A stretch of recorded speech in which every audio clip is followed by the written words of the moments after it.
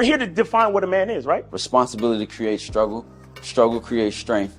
And strength creates structure. How many people care about what people think about them? Be honest. As a man, you got to be able to protect not just yourself, but your family. When we talk about being a man, it's your behaviors. But I don't say any of this to brag. I don't say any of this to gloat my life up or I'm better than anybody. I start crying. I'm like, why am I crying? And so what I realized was, you put yourself in a target-rich environment. You are the only woman that paid for a ticket to come to this event. if you're trying to teach your daughter to be around a certain man and you're not that man yourself, she gonna choose you. Hey, let me not touch this nigga. He too clean. Where is that on you? It's not on me. It's not on you. The only reason why it's not on you is because you didn't choose it. Find the women who can actually help you build. And here's some deep game for you. You don't have to have sex with all of them. Since 2016, I've been following Lucario and Miles. Y'all changed my life. Followed by Uncle Ram. So ever since then, I've been getting a little bit of too much ass at times. As you know, as a man, there's a balance to it. Your purpose and pussy. And the heavier your purpose. Even if you lose the relationship, you don't lose yourself. And that's the most important part.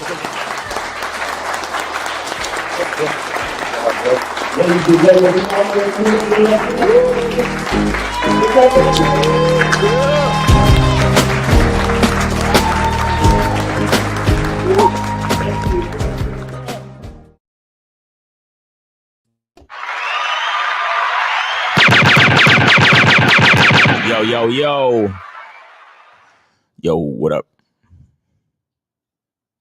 You on mute, bro? Or my bad. I was watching the Colorado USC game.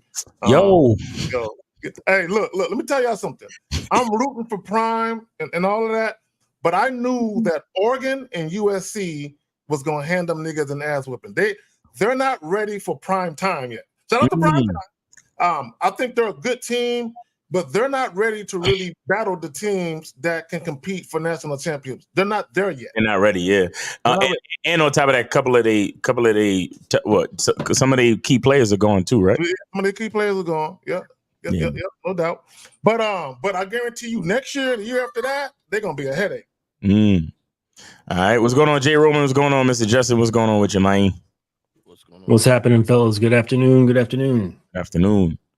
What's up? Real quick, if y'all can go around, if y'all got anything y'all want to promote, channels, any type of coaching or anything like that, if y'all can go ahead and do that right now, I'll be right back. All right, yeah. Well, first I want to say too that it's always my luck with sports.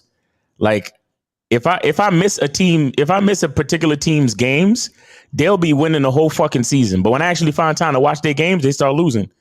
I swear to you. And I'll tell you something crazy. I was watching the third game, right? And they were losing and I fell asleep and then they came back and won.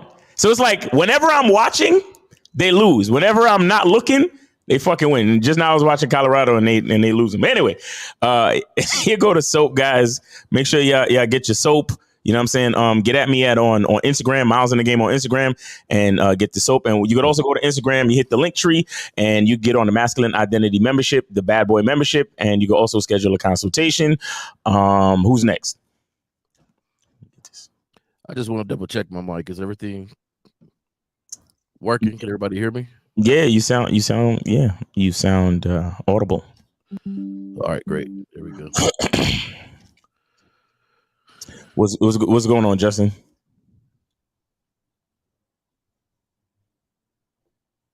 Oh, Justin's having an audio issue. Okay, got you. All right, so let me see. Anything else, Jay Roman? You know, for me, especially seeing Justin here, it was nice seeing him in Vegas. He hasn't been on since I seen him in Vegas. Correct. Yeah. And I tell you guys, for people watching the show, and they always be talking about receipts, that no bigger receipt than seeing how somebody move in real life. Yes, sir. You know, and I seen this guy, I seen you, I seen all these, the majority of these panels move in real life. And I tell you, Justin was smooth as ice with everything he did, man. He sat down smooth as ice. Is this seat? I'll take this seat right here. You know, just the way he moved. And I'm telling you guys, it's always nice to see, and you could always feel it on the show when people are just genuine and they live the life like they say they live life. Facts. Yep. Real shit. Real shit. Real shit, man. So, in a minute, I'm going to show this clip real quick. Now, let me just say this. Here's my caveat or my disclaimer before I show this clip. I'm not ultra religious. I'm more spiritual than religious. I do believe in a higher power, but I also believe that both men and women have unique roles that we play. You know what I'm saying? In each other's lives, right? And I think for a lot of guys, you don't play the role that you are intended to play. Okay, and what I mean by that is, it is my belief. This is just my firm opinion that men are natural born leaders. Okay, it's your job to lead, right? And I think if you take a look at a lot of men's issues with dating, I mean, there's a multitude of reasons why guys can't get it going, but I think one of the reasons why guys can't get it going is because they don't understand their role and the role that they are meant to play. And because you don't play that role that you're meant to play, when you encounter women, there's it's off kilter. The balance ain't right, right? So you'll have women that will be put in the position they're not meant to be put in because guys aren't playing their role. So the woman has to overcompensate for the lack of masculine leadership she's getting from the man that she's dealing with, right? A lot of guys don't understand there's a cause and effect for everything that happens. Right, and I need guys to understand. Hold on, what's going on? All right, so I think Justin's having some issues. Hopefully, he can come back. Right, so I'm about to show this clip. Now, again, I need guys to understand the role you were intended to play, and I need women listening to understand the role you were intended to play. Anytime you play a role you weren't intended to play, it fucks up everything. Hold on, let me bring this up. Let me bring this joint up and let's go ahead and play it. That way. God is preparing a man for you. Incorrect. Biblically speaking, the Bible says that God created Eve for Adam, not Adam for Eve. I'm going to let you sit on that for a couple seconds. God created Eve for Adam, not Adam for Eve. So the one God is preparing is you. You have to understand that God prepares you as a woman to come into the life of a man, to be a helpmate, to bring value into his life, to be able to allow him and encourage him to do what God has destined for him to do. But as a woman that is unprepared, what happens is instead of allowing the man to do what God has called him to do, you make it all about you. And you want the man to make you his God. It was never planned that way. Okay.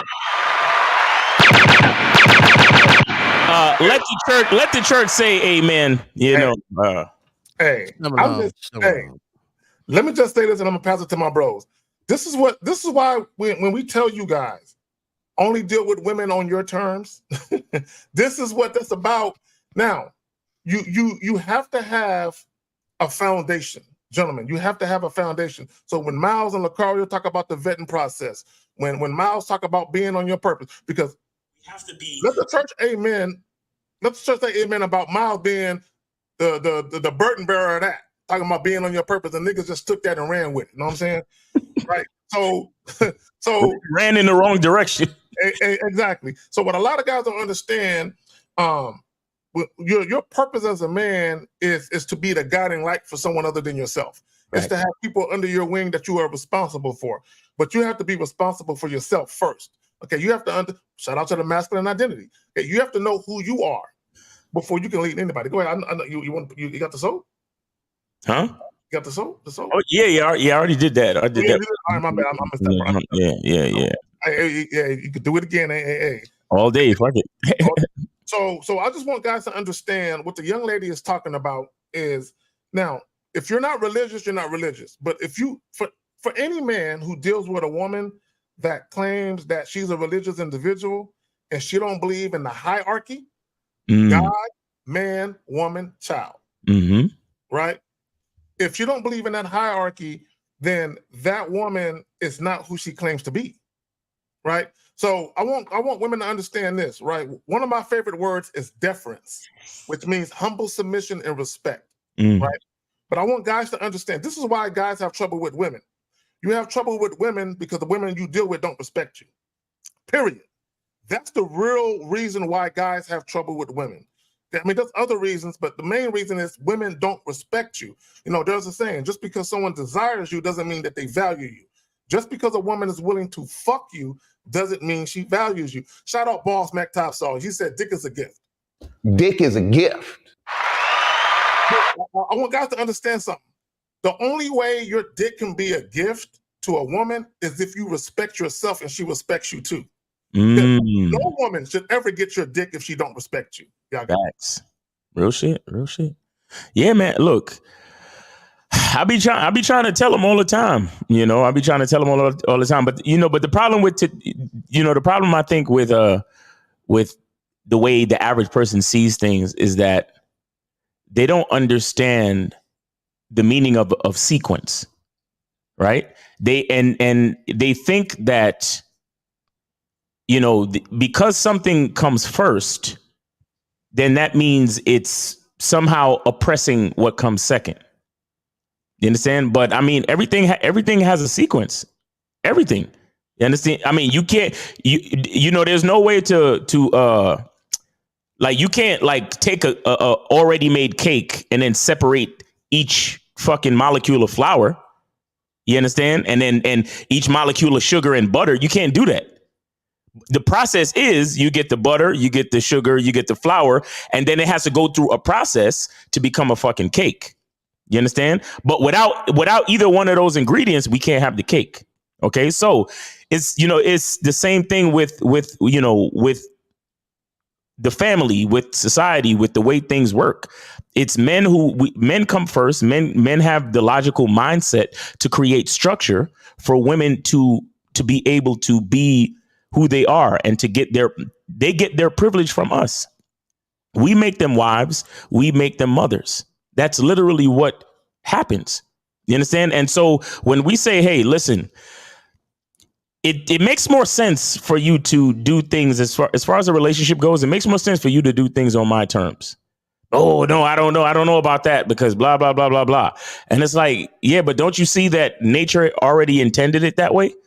Now, it's just too sad that not every man sees their value and not every man understands the necessity of their consistency and character and actually owning up, you know, and taking responsibility for the position that they've been put in. Not every man does that. And I understand that. And I understand that there's a lot of women out there that, you know, when they compare notes, like they never met men like us on this panel. They don't know solid guys. They don't know guys who have a masculine identity. They don't know guys who, they may not be perfect, but if I say I'm gonna do something, I'm gonna fucking do it. There's a lot of guys out there that say they're gonna do shit and don't fucking do it.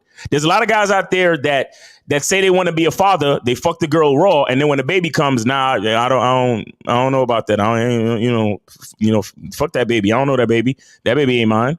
Do you get what I'm saying? So I understand that not every man is living up to the standard, right? But that doesn't take away from the truth of the situation. And that's the problem that I think we're having. It's like every woman who knows a fucked up dude or a fucked up male wants to use that one guy that they know who's fucked up and try to turn everything on its head and act like, well, because some nigga did me wrong, it's time for me to be in charge. It's time for me to take my femininity and turn it into masculinity. And you got to listen to me now, or it has to be a partnership and 50-50. And it's like, bitch, it really don't work that way. I'm sorry. I know you've been disappointed by men out there, but no matter how many times you've been disappointed, there's no way that it's going to work that way. I still got to be the one to get you pregnant. I still got to be the one to give you the privilege of being my wife. You understand? And so therefore, I still come first. No matter how many niggas fucked up your life, I still come first as a man.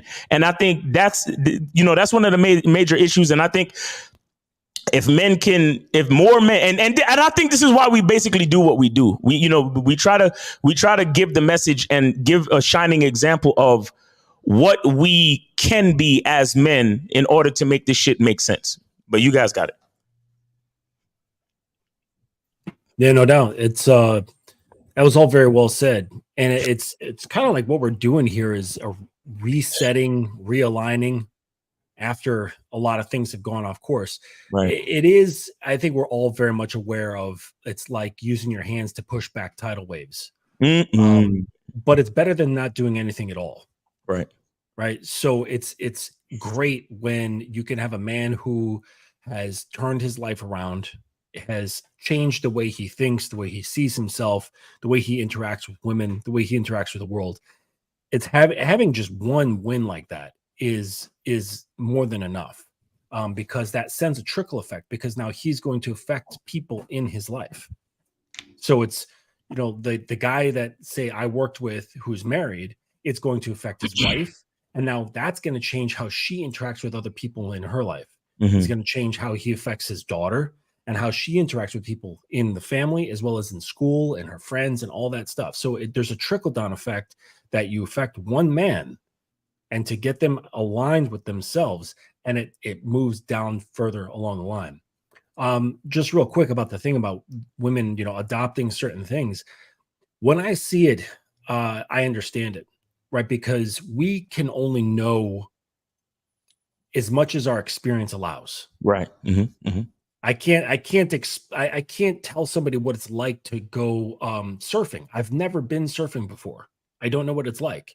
So I can't talk on that experience. So my knowledge is only limited to what I've experienced, or what at least I've read about, but that's just not real experience anyways, or real knowledge. So a woman, they only have up to their recent experiences, and they bring that with them. So when they come to you and say the guy is correct, let's say he stands on his square, he has a great program, but she knows men up to her point. And that could be filled with all kinds of nonsense, pain, judgment, all sorts of messed up stuff. And so she comes to you with all these trust walls up. And really the best that you can do is just present an invitation. And that's it. That's all you can do. Exactly. I'll tell you this, fellas. It is nice. J. Roman, my bad. Just real quick. The call-in line is open, 919-647-9392. If you got a question, put a Q in the chat. J. Roman, you got it, fam. Yeah, it is nice being amongst like-minded individuals. I'm at work. I'm talking to some fellas, and the one guy goes, "Man, you make it seem like women can't do no wrong. It's like it's all the guy's fault." Right? And I said, I'm glad you kind of caught that. But yeah, I believe women are very adaptive and they're survivors. So where there is a void, they're going to try to survive by filling in that void. It's that natural helpmate sort of situation, right? Like, okay, this is missing. How can we survive with this? Let me help and figure out how I can take care of what I'm supposed to take care of from this point on. And I was letting them know, I said, how can you as a man and say that you're the man and say, I want you to follow me, but then turn around and say, where are we going? Stop right there. Stop right there. That's exactly what men do. That's what they do. That's what they. Go ahead, fam. Go ahead. That was beautiful. Go ahead. Right. Go ahead. And then get mad that they're not telling them where they should go. Where should you?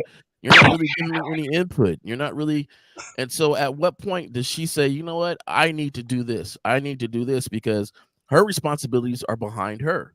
So a lot of times they're just leading the responsibility behind them. Well, I can't have my kids not have any direction. So let me make a direction because they're behind me. I have to handle the responsibilities behind me. And now it seems like she's trying to take over responsibility. There's no way it would seem like she's taking over responsibility if you were leading. Exactly. Anything. I heard that I had the funny image of a dude in a car with a woman, and he's like, get out, get in the passenger seat, like pushes her over, like makes her get out and walk around. He sits down, he's like, I'm driving. And he gets all settled, he's got his hands on the wheel, he's like, okay, where are we going? Right. Yeah. That's how it goes. Yeah. Right. No, it's a direction, but go ahead. It's kind of crazy before I even really, put all the pieces together, because I like to say that, I was taught and learned, and, I wasn't one of those natural with this mindset with the game and everything. But, it all came together. And I was saying something, but it matched. I said a lot of things previously to match it, to put it all together. I always say in relationships, like, I don't mind anything being my fault in a relationship because I know I can fix it. I know I can change. I know I can do certain things to better myself. Now, it may not be with you. It might be for the next person. But at the same time, everything to me will always be on me. And I could always change that. Or make, and I don't like the word change, make it better or learn and grow. Yeah. I can always learn and grow from that situation. And I feel like anybody looking at what Zach put on there, right? The men I was talking to at work, they look at what Zach put on there and they're like, yeah, right. She's right. She's right. These women need to understand their role. These women need to understand their role. The women need to understand their role. And we're looking at it like, well, the guy needs to know his role and live in his role, and that will settle everything behind it. The dominoes will then click, and the whole thing would go. Exactly. And I like that you said dominoes, you know, because we talk about sequence. We talk about like the man is definitely the first domino, and everything happens after that. It has, and even the way the first domino falls affects the trajectory of the rest of the dominoes falling on the sequence. You understand? And so as men, you see, it's one thing to, it's one thing to be confident, and then it's another thing to be arrogant and conceited, right? And what I mean by that is that when you're arrogant and conceited, you speak bravado. That means some of the shit that you're saying, a good percentage of it might not be actually true.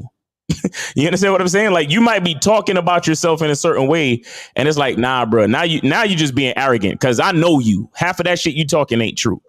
But being confident and speaking confidently is a totally different thing. And what that means is that it's not bravado. It's truth. It's fact. You get what I'm saying? Now, if my facts make you feel inadequate or make you think I'm chauvinistic or toxic, I'm a toxic masculine person and all this type of shit, then maybe that has something to do with your experience, right?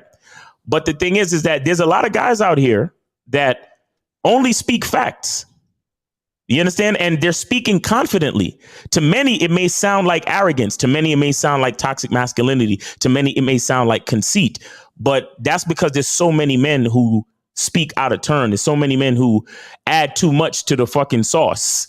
You understand? And when you do that, that's when you see, a man is only a man. You understand? But here's the thing: a man doesn't have to be more than that to be valuable and to be special. And that's what so many men don't fucking understand. Like, we had a guy ask us yesterday, and he was like, "Hey, I'm trying to figure out a way to be smooth and to be funny and to be witty and still be myself." And we spent like a good 20 minutes explaining that, bro, I'm sure you have a funny side to you. I'm sure you have a witty side to you. And I'm sure you have a very smooth side to you. We're people who have different sides of us. So if you understood that, you would understand that you are enough. You just need to explore your own identity and find that value from an honest place. But so many of us try to go outside of our own identity to try to find things to make us more valuable. And it's like, until you recognize the value within, it really doesn't matter. And it's the value within that gives you that mindset to understand your value, so we can actually, be the first domino to fall to allow everything else to work. Miles, I think a lot of guys who think like that, they're really looking for acceptance. Exactly. And validation. Mm-hmm. And it's in my opinion that people who look for acceptance and validation, they don't even value themselves. Because if you valued yourself, you wouldn't search, you wouldn't beg for value. You wouldn't beg for people to value you. You would just go out there in the world and do what you do and fuck with the people that see the value in you. Now, I'm gonna say something. I was thinking about this when you was talking, Miles. Oftentimes you hear people talk about trust issues. Mm-hmm. I have trust issues. Is it fair to say that men and women's trust issues are different? Allow me to elaborate. When men say they got trust issues, they feel like women can't be faithful. When women say they got trust issues, could it be they can't trust men to be consistent leaders? Could it be that the real reason why women are bitter when men talk about women being submissive is because guys abuse their power? Guys abused the leadership role, and women said, "You're my leader," and guys abused it. Guys didn't know how to be a leader, and guys led women astray. Women say, "I don't want to follow a man because men don't know what they're doing." Right? I mean, could it be? Could it be the trust issues is simply this guy, he is not who he presented himself to be. Right? Because all y'all know, like I know, one of the things that will make a woman lose attraction for you and respect for you is inconsistencies. So could it be that the reason why women got a problem with the word submissive is because guys turned a submissive thing into obedience, where just do what I say no matter what. And here's the problem with telling women do what I say no matter what is if you got a vision, right? It's kind of like a business plan. If you pitching the business plan to a bank to try to get a loan, if you got a vision and you can lay out your vision intelligently and practically, people can see it. I think the average guy today is too emotional to have a vision plan, because guys nowadays, their main reasons for dealing with women is based on emotions. There's no practicality. Okay, meaning this: you have guys, they make videos talking about, "I'm looking to fall in love." There's nothing logical about wanting to feel that. There's nothing wrong with love. Okay, let me say that. But if you're mainly motivated to look for a woman so you can feel love, you already fucked up. Y'all got it. Thanks. Now, I think that that what you said was absolutely right, Zach, about the trust thing, because with the consistency or the loss or lack of it, what's linked in there is a woman's trust and her emotions. So the amount that she trusts you is the amount that her emotions open up to you, which is where her submissive nature is. And that submissive nature, it's like a hermit crab without a shell. It's soft, it's squishy, it's pliable, and it can be very easily damaged. Very easily damaged. So that's why it's guarded with so many different things. That's why average guys, they have so much difficulty even catching a glimpse of that soft, squishy center. All right. I don't want to describe women as like a candy bar, but but it's like that. There is that other part of her female nature that these popular red pillars will never ever talk about, because they never ever see it, but it's there. But it's like I was saying, it's deeply linked with the trust and her feelings, the leadership, and the consistency of said leadership. And that's the only way that you can really witness this part of a woman, unless it's a very random off chance where she's just like really, really into you. But most guys aren't going to experience that. The best thing is to have that consistency. And then that trust can be built, and then the vulnerability can happen. And then she's going to trust you with that vulnerability. And then all sorts of things open up with a woman's behavior. Yes. And let me say this. It's a beautiful, let me tell you this. I don't, there's nothing wrong with love. Hey, I'm Arch. There's nothing wrong with love. Okay. But when you have a woman who falls head over heels in love with you, it's a beautiful thing, because there's no limit to the things she won't do. You know what I'm saying? But the average guy, the problem with the average guy is, you might see, here's the problem, right? A lot of guys believe love and respect are synonymous, and they're not. A woman can love you and not respect you, just like a woman can respect you and not love you. You know what I'm saying? It's not synonymous. But when a woman actually respects you and she gives a fuck about you, you will see this woman go through extraordinary lengths to make sure you covered. You're okay. And Justin, you said it earlier, a lot of guys will never experience that. And the reason why you will never experience that, because women will never see the value in you to put themselves on the line. Women will put themselves on the line for certain men. And they will understand that I'm extending myself. I'm making myself extremely vulnerable in a situation, but I want to do it for this guy, right? This is why you will have a woman, for instance, she'll date one guy and she'll never spend a penny on him. Okay, let me tell you, I need y'all to understand, when I say hashtag her debit card work too, hashtag if she paying, she's staying, women, look, let me tell you, women are more sensible when it comes to money than men are. You know what I'm saying? Think about it. How many men? Oh yeah, we're impulsive. Yeah, but how many women leave with their wallet? Not many.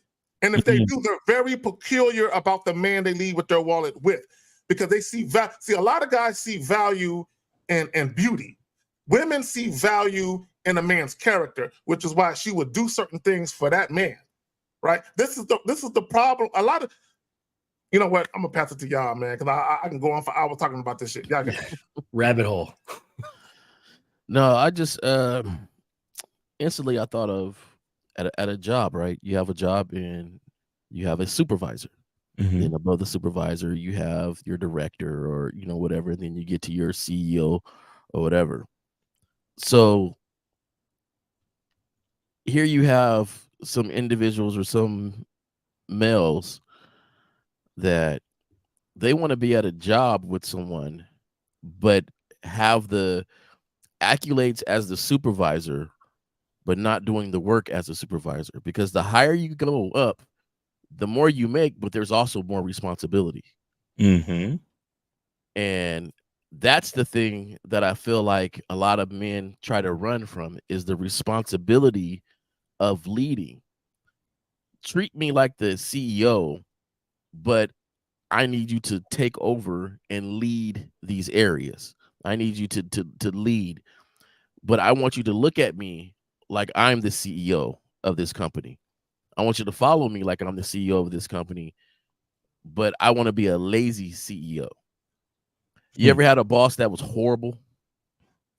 And so you wind up turning to the most responsible sort of coworker there was, right? Maybe the supervisor, you had a horrible supervisor, and there is one coworker that you're like, man, that person should just be the supervisor. That person should be the lead. Like, that person should be, they're better than this guy. I go, hey, what are we doing? Are we doing this? Hey, let's just do this. Let's handle it this way, and we'll go from there. Like, that's the guy. And I think that they want the position without doing the work. And instead of really highlighting themselves and understanding I need to improve on this work I do, it's easier for me to look down and blame the workers. Well, if you did this better, our company would be better. It's like, no. If you led better, the company would be better.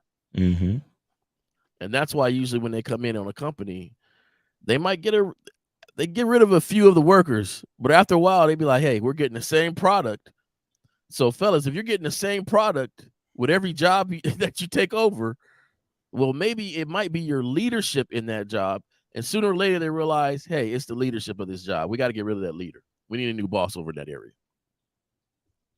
Yeah. And that's how mutiny happens. Right. Definitely. Seriously. And that can happen in your relationships too. Go ahead, Justin. My bad, fam. Go ahead. Oh no, I was just saying, like, that was a great point, and way to create an analogy around it. But mutiny can happen within your relationships as well, where they don't see that. You see, if you're kicking your feet up, things can go awry, and then whoever's under you can be like, you know what, I'm taking over, or they just bounce. So this is something that I had to explain to a guy who's been working with me for a couple of months now, and he's a recently wedded young man. And it started with just the common stuff where, like, she was wearing the pants, she had her guards up. I explained why she was the way she was. And so he could understand that it wasn't like she was being, obnoxious and just wanted to control him. It was for good reason that she had to have this mindset of controlling and protecting herself. And so all the while working on his identity and how he leads and how he sees himself and all that good stuff. And then things started shifting. And I put this in my stories where the guy was just like last couple of months have just been super on point. And I told him, don't lose a step. Don't break rhythm, because that's what most guys fail, right? So if, say, we look into like just a simple dating sort of thing, guy's interested in the girl, tells the girl, and he gets things going on with her, sleeps with her, whatever. The mission has been accomplished. He's satiated. It kicks his feet up, or he bounces, and it doesn't ever progress from there. Or in relationships, the same sort of thing happens. And this is what he experienced, where I was like, listen, you're going to enjoy that things are on point, but you cannot stop to smell those roses. Maybe like whiff them as you're walking by, but you have to stay the course. You have to maintain that consistency within yourself that created her behavior to be in such a way, because she's reacting to you now. And so I was like, listen, just remember, just like the conductor needs to not listen to the music. He can hear it. He can hear it because his ears are working, but he has to stay focused on controlling the orchestra. So he cannot stop to listen and engross himself in the situation. He can hear it, but he has to stay focused. So just remember, if you get a good thing going on, that you have to maintain what created that thing. Yes. That you're enjoying, that she's enjoying, because it's just the balance of the universe, I guess. I can't really explain it, but you can't stop to like kick your feet up and enjoy it. Like, okay, I'm the boss now, because that's going to lead to an unsettling of the foundation. It's going to become weak, and things are going to fall apart. Mm-hmm. Just I like to refer to it as like an attraction package. Like when women are attracted to you, and it's more than just sex, there's usually multiple reasons why they are attracted to you. Okay, so an example of that real quick would be if you're the type of guy where you're very romantic and you do romantic shit. Okay, that can literally be a part of why the woman is fucking with you. Now, there may be physical attraction, there may be sexual attraction, but women are about feeling things. So if you make women feel a certain way, the attraction can grow based on how they feel about you, right? So an example real quick. So for guys, if you've ever heard women complain to a man about, you don't take me out anymore, you don't do this anymore, the reason why is because part of the reason why she was attracted to him was because of the shit that he was doing. This is why you got to be careful what you introduce to women in the very beginning. And can you be consistent with what you introduce? Right. This is why for you guys that take women out to 5-star restaurants right away, can you be consistent with that for years? Because this is what women do. And for any women in the chat, correct me if I'm wrong. I mean, I know I'm right. I'm always right. But what I'm saying is this, right? I'm that nigga. I'm not nigga Miles. You know what I'm saying? It's just confirmation. It's just confirmation. So what happens is, if you take a woman out a lot, what happens is if she becomes attracted to you due to that, the sex she's having with you is also tied to that. It's tied to what you're doing. So if you're the type of dude where you take women out to dinner all the time, and then a woman is fucking with you, and then you stop taking her out to dinner, that's gonna impact her desire to want to fuck you, because that's part of the attraction package, right? So this is why when guys, when you first start dealing with women, be very minimalistic. You know what I'm saying? Don't introduce a lot of shit so soon. Like I had a dude one time, I'll pass it back to y'all. I had a dude one time, he asked me, he said, man, I want a fuck buddy situation, but I want to take women to get couples massages. And I'm like, bro, why the fuck would you do that? Why the fuck would you take a woman that you just fucking to get? Because if you do that, now that becomes part of the attraction package. So you can't introduce that, then take that away, because she's gonna look at you like, part of the reason why I'm fucking with you is because you did this. Exactly. So this is what you can't introduce shit to women. Look, let me tell y'all something. One of the things that women love the most is non-sexual intimacy. Things that you do for them that don't involve fucking. Once you introduce that, you can never take it back. That is gonna fuck up your interaction with women. Y'all got it. Now I will tell y'all that's 100% on point, and not because I just agree, because in my younger days of my sucker, when I passed through Suckerville, right? I passed through it. I didn't stay there. I never forget. I broke up with this young lady that I was very attracted to, very, very attracted to, but I just wasn't feeling cool. Say when something in the back of your head just ain't cool. You don't feel good, right? And I broke up with her, and what confirmed it the most was when she told me, because we had a conversation, and she's just, you were the most attentive boyfriend I ever had. Oh. Now she was trying to be sweet, but for me, that hit me like a knife, like a Ginsu just sword. And I was like, What the fuck? And she didn't understand the anger that was inside of me. Wait, Right? wait. I ended the phone call like, man, I gotta go. Like, Roman was like, wait. Did you just call me a bitch? Nah. yeah, like pretty much, right? To say that you were the most attentive boy. What the attentive? Them fucking words, bitch. Like it hit me, and I realized, yes, this is why you're breaking up with her. You are not yourself. Right. You are not you. Like, this is not the most attentive, and that's something, I don't like, I like to repeat that. Like, that's not one of my glory moments in these travels. Right. But it just to show you that, you gotta be you gotta stand for something. It's not really going to work. Yeah. And for some, it was only the writing on the wall that was going to happen later on, maybe by her, because that wouldn't have been able to be sustained, right? But it didn't feel right to me because who I was. But inevitably, the relationship was going to end down the line. It wasn't a good relationship. So the most attentive, though, man, that hit me and cleared me up forever, for a long time. I won't forget the moment. I won't forget the statement. I wind up telling, fuck your mama too. Like, I was upset. I was like that. And she was trying to be sweet. I don't think she ever understood what she said and how it affected me at the time. But yeah, that's not, She called you a teddy bear. Yeah, pretty much. She was like, anything I wanted, you just did, like, wow. And that wasn't cool. It's because you was that attracted to her. Oh yeah, I was. Yeah. It was sort of it was a sneaky attractiveness because we was messing with each other for years, like a 10-year span, off and on, and not off and on because there was anything. It was just distance. Right. She lives, and then she finally moved closer, and so we both were like, hey, let's give this a go. Let's give this a go, and yeah, like Zach said, was she hot? Was she hot? Yeah, she was. Yeah, she was hot, and more importantly, she was familiar.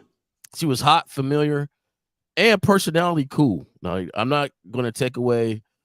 I'm talking about she had the type of personality. Whatever you was into, she was definitely a motivator. Right. Like, oh, you could do it. You could do this. Like all that was cool. I didn't like the way I was feeling about me. Because I was doing stuff that I don't do. I don't do this. I don't do this. And it didn't feel good. But and it was one of the best decisions I ever made. We came off a romantic date, and I said, "This is it. I can't do this. I can't do this." She was late to romantic date. I was like, whatever. She was late to the date. She was late to the date. Yeah, I don't play that late shit. I don't play. No, she was late to the date because she was driving from out of town. Either way, she was late. It didn't matter. Yeah, it don't matter. Right, and then we had the date, and it just didn't feel appreciated. Right, and that was the thing that kind of broke the And she's well, I was tired, and I was like, we separated at that time. Yeah. You didn't feel valued. I didn't. More than that, I didn't. Now you might not have looked at it that way, but you didn't feel like the bitch had gratitude. Like she was appreciated. Yeah. But to me, it was because to me, I'm always gonna work on me. To me, I didn't feel like me. I felt like I did too much. Right. And the reason why I felt like I did too much is because I went around and got a basket of some very delectable, some nice little wine and crackers and cheese. Oh, wait a minute. Hold on. We took a limo ride and I'm gonna stop you right. Yeah. Limo nigga.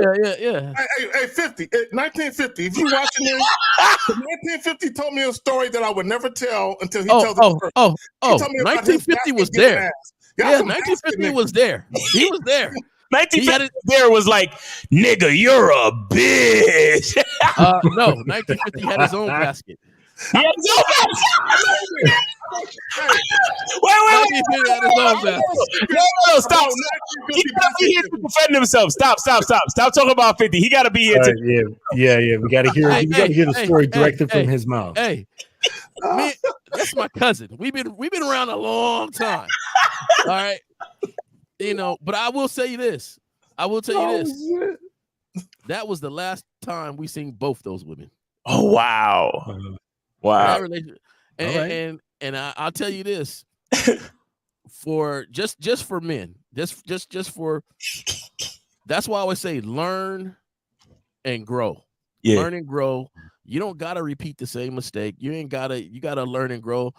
And I will always say I wasn't the one that just came out smooth. I from 9 years old, I just made all the right moves and I passed through Suckerville. I don't know how long other people stayed there. Right. I passed through it, the society norms and things like that. Of course. But I've learned to grow, and I'm like, hey, I don't go back to that village. I don't go back to that village. Right. So it doesn't matter where you've been. It matters where you're going. Yeah. So we're gonna have to talk about that. In fact, we gotta. No doubt. I think we talked about it on the Raw Look Up podcast show before. When we had that podcast with me and 50 had that podcast, but it was the instant date we learned from. 50 gonna have to tell a story while drinking one of them Starbucks drinks to be drinking too. Hold on, 50. I told you I would never tell nobody. I know the story, nigga. I'm gonna need you to tell it. I will never tell it. Hey, I need to be there when he tells it, so because I'm telling you, the look that we gave each other. We instantly knew, this is over with. This is done. This is done. And the thing is, we didn't call each other. We didn't call each other and be like, hey, I ended that relationship. Like, we didn't call each other. It's the next time we've seen each other, it's like, yeah, man, where's up? No, we're not together no more. That was it. Damn. That was it. Hey, I'm gonna say something real quick, man. See, this.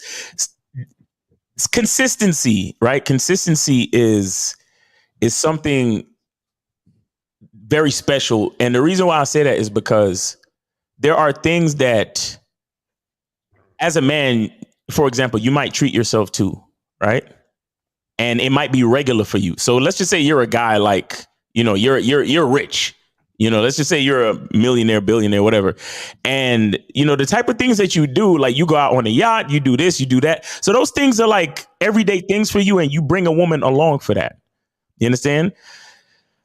And then you have to look at, you see, this is why I always tell guys, when you're rich and or famous, the vetting process, the time for vetting is kind of like multiplied and exponentialized, because regular shit for a famous and or rich person comes very easy, and it's not actually earned. Do you understand? So the steakhouse and the yacht and the regular and the first class flights or the private jet setting flights, that's regular shit for a billionaire. But did she earn it though? She didn't really earn it. But see, that's why you have to get into consistency, which means that you have a certain level of focus on what that woman is supposed to be and do for you. The problem is when you start letting her get comfortable in your consistency and then start to take your consistency for granted. And then there are things that she's supposed to do, but because you got everything covered, you don't fucking check her on it. You get what I'm saying? And that's what happens sometimes with us men, because, I've, like, for example, I haven't always been in the financial position that I'm in now. So any woman that comes into my life now, she's getting some of the best times with me. You understand? But at the same time, that's why the vetting process is that much more crucial, yes, and critical to the situation. Because at this point in the game, it's like, the steakhouse ain't nothing, but that's exactly why we only went out for drinks the first couple months. You understand what I'm saying? At this point, the first class flights, I mean, it's not a big deal. And I'm working hard to make sure I can maintain that shit so we could do that all the time. But at the same time, if you don't make the bed and I don't say, hey, you didn't make the bed, that's my fault for letting you get comfortable. Do you understand? Now let's dial it back to the regular dude. It's the same shit with the regular dude. There are things that you have to be consistent about. And when we start to get comfortable in relationship, because bro, if you meet a nice girl and that you're compatible with, bro, it's super easy to start getting comfortable after the first month, second month, third month. It's easy. Yo, she's cool. We get along so much. She's a nice girl. And you get all the sex you could ever want. You get all this. The sex is good. Everything's good. It's good. And you wake up Thursday morning and she happens to not make the bed. And guess what? Guess what your comfortable ass say to yourself? You're like, it ain't a big deal. Exactly. It ain't a big deal. I'll have the maid do it. Last word. We'll take care of it later. Famous last and in her mind, subconsciously or consciously, she's like, I ain't have to make the bed. He didn't mean every time. He didn't mean every time. Hey, Miles, you know what it is? It's like working for corporate America. Yeah. And you take a day off without vacation hours. Exactly. And they let you slide. Yes. You're like, yo, I didn't know I could do that. So a couple of more vacation days, and then it starts to build up. And then now you're in month 7 or 8. And she's not even your girl yet necessarily. But now you start. So now when you look at her and you say, I'd like for you to make the bed. She's like, all right. And then you looking at her like, how that be to sit in the background? What the fuck is the attitude for? Yeah. But the attitude is coming from that space of time in the second month where she didn't make the fucking bed and you didn't fucking check her. You understand? If you had checked her, then she would have been like, ooh, he's on it. Let me stick to the plan. That's what she would have said to herself. But now it's been 2 months since she made the fucking bed. Now you over here talking about, yo, I'm gonna need you to make the bed. And now she got an attitude. Oh my God, why I gotta make this fucking bed? No, I'm gonna ask you a question. I was going to go downstairs and make breakfast. Yeah, I was going to do this. I was going to do that. It don't matter. Make that bed. This question is for all y'all. If somebody gave you $5,000, like let's go back to your teenage years for a second. If somebody gave you $5,000 to buy a car, or if you worked your butt off on weekends to earn that $5,000 to buy that car, how would you look at that car? Versus someone gave you money to get it, or you worked your butt off to get it. I'm gonna love that shit much more. I'm gonna love you much more if I had to work hard. You watch it in the day and the night sometimes. And this is what guys need to understand about dealing with women. When you make women earn shit, they appreciate it more. When you just give women shit, look, I need guys to understand. It's not about a woman. It's not about a woman thing. Okay, you can be a man and give your son shit, your cousin shit, or your whoever, your nephew. When you just give people shit because you just got it to give, they don't appreciate it as much as if they earned it. People, when you earn shit and you have something that you earned, you will fight tooth and nail to make sure that shit is straight. You know what I'm saying? Okay, so if you won $1 million and you bought a house, you'd be like, man, it's just a house. But if you work 30 years of your life, you build your credit up, you build your shit up to get that house, you would die behind that house if someone tried to fuck with that house because you worked so hard to get it, right? And this is what guys got to understand. When you deal with women, women need to campaign and audition for a role in your life. They need to do shit. There need to be blood, sweat, and tears behind them doing shit to get that role of girlfriend, fiance, wife, mother, whatever it is. But if you just give women shit, they're like, you easy. This is why women talk about dudes on the internet. You guys are easy. Stop making shit so easy for women. Y'all got it. I think that I wanted to just I want to add about like the go ahead. I want to say something about the consistency part. Yeah, I was gonna do, but go ahead. I can remember. Well, I was like Miles had mentioned something about the consistency being taken for granted. And there's a neat little trick. All right. For guys who are interested, just do some research on intermittent reinforcement. And this is the same exact stuff that's used in casinos. You know, for us fellas who are just in Las Vegas, they use this consistently throughout casinos. So here it is. You go up to a slot machine, you pull the trigger, and then you get something that's close to winning. And you do this again and again. Then on the fourth try, boom, you get a win. Your endorphins go up. You're like, holy crap, I'm feeling great. I just won. Then it goes back to nothing. Then it goes back to close. Then you win. So the patterns of winning and coming close to winning and failing, it's completely randomized.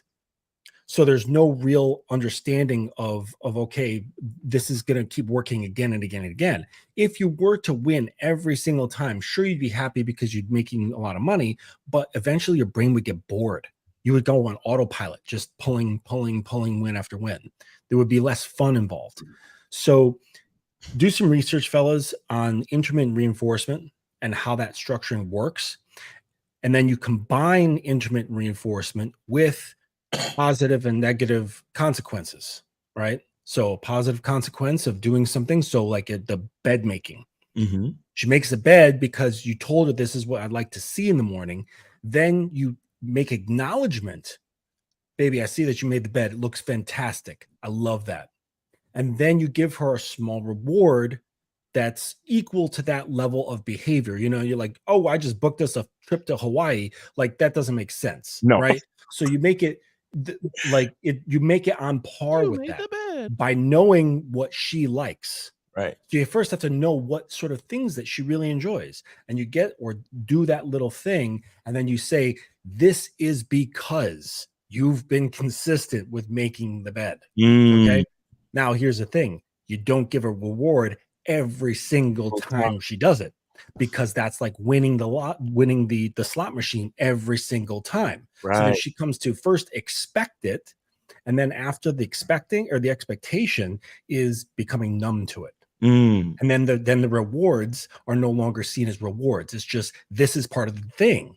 Right. He tells me, I do the thing, I get the present. Like, and just so it loses its value. So you have to include things of intermittent reinforcement so that you're always on her toes, basically, or she's always on her toes. But it also keeps you on your toes, because if you it prevents you from getting comfortable, because it's something that you have to manage. Like intermittent reinforcement isn't going to like be on autopilot. You actually have to create intermittent reinforcement. So you can't sleep. And so so you can do that with positive and negative. So this is also includes punishments. You know, if you forget something, then the punishment is in line. You know, you don't freaking like abandon her at the mall. You know, like that is not on par with not making the bed. Right. You know what I'm saying? So you make the punishment equal to the infraction. You say, listen, you're getting punishment. This is what it is. And it's because you didn't do what you said, what I said to do, and that you agreed to that you were going to do. So now there's going to be a little bit of a punishment. And it could be just like, you don't get to use your phone for the rest of the day. And that's it. The phone stays with me. I'll keep checking it. So like there's an emergency, like, you know, your mom calls and there's a big problem. Sure. Yeah. But other than that, nope. Your phone's in my pocket. So something like that. That's Dominance Academy shit, by the way. Yeah. He went to a whole other level with that one. Like, housing your woman's phone. That's Dominance Academy shit right there. Get with my man Justin at the Dominance Academy, man. For real. Yeah, y'all got to know about that shit. I'm about to call him up, get a consultation my damn self. You heard? For real. So what's so great about this is to be consistent with them, you have to be consistent with you. And one of the most reinforcing of that is, and I like the way the simple analogy of the bed making, which is something I really like because I like my bed made. But if you're the last one in the bed and you get up, there was one time that I got up, I made the bed. She came back and said, oh, I was going to get back in the bed with you. Well, I was the last one up. Well, I just made the bed.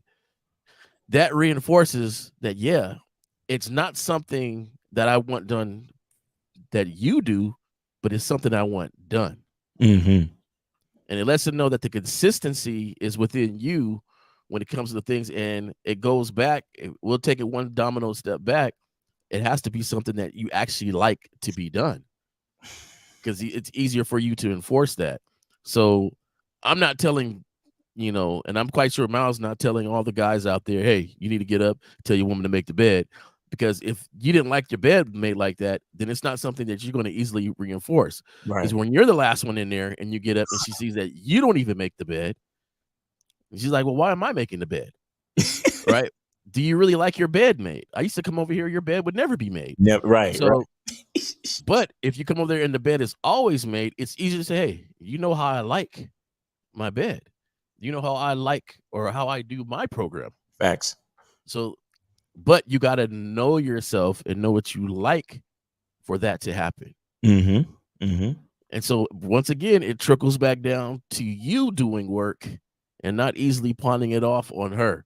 And I think a lot of guys, they hide behind ladies from themselves doing work and practicing to be consistent and practicing to, be dominant.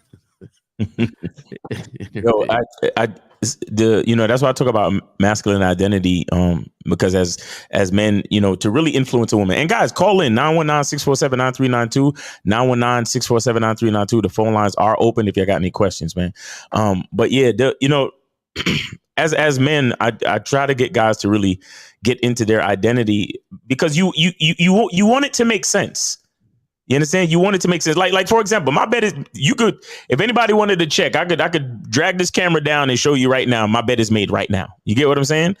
And that's because it's a part of who I am. A lot of time as men, we try too hard to do things to get the girl. Do you understand? It's like the 528. Hold on 1 second. 528. Hold on 1 second. Just chill out. Yeah. So here's the thing: you want to get the girl while you were being yourself. That's the trick. That's the key. That's the secret. That's the part that's going to make everything make sense. Now, if not to say that every relationship is going to work out. You understand? Because there are windows of time where attraction can happen within a window. And then once that window is over, it's over. And that's life. Fine. But what I'm saying is you don't want to be faking and fronting to get the girl, because that's what happened with so many dudes. So many dudes go get the basket of cheeses and wines with the limo ride and shit, knowing that they never been in a fucking limo in their life. You understand? Now, let me tell you something. I've been in a limo, bro. I was in a limo a couple times. All right, you ain't gonna low shot, dude. But the point I'm trying to make is that a lot of guys we go way out of our character to attract the female.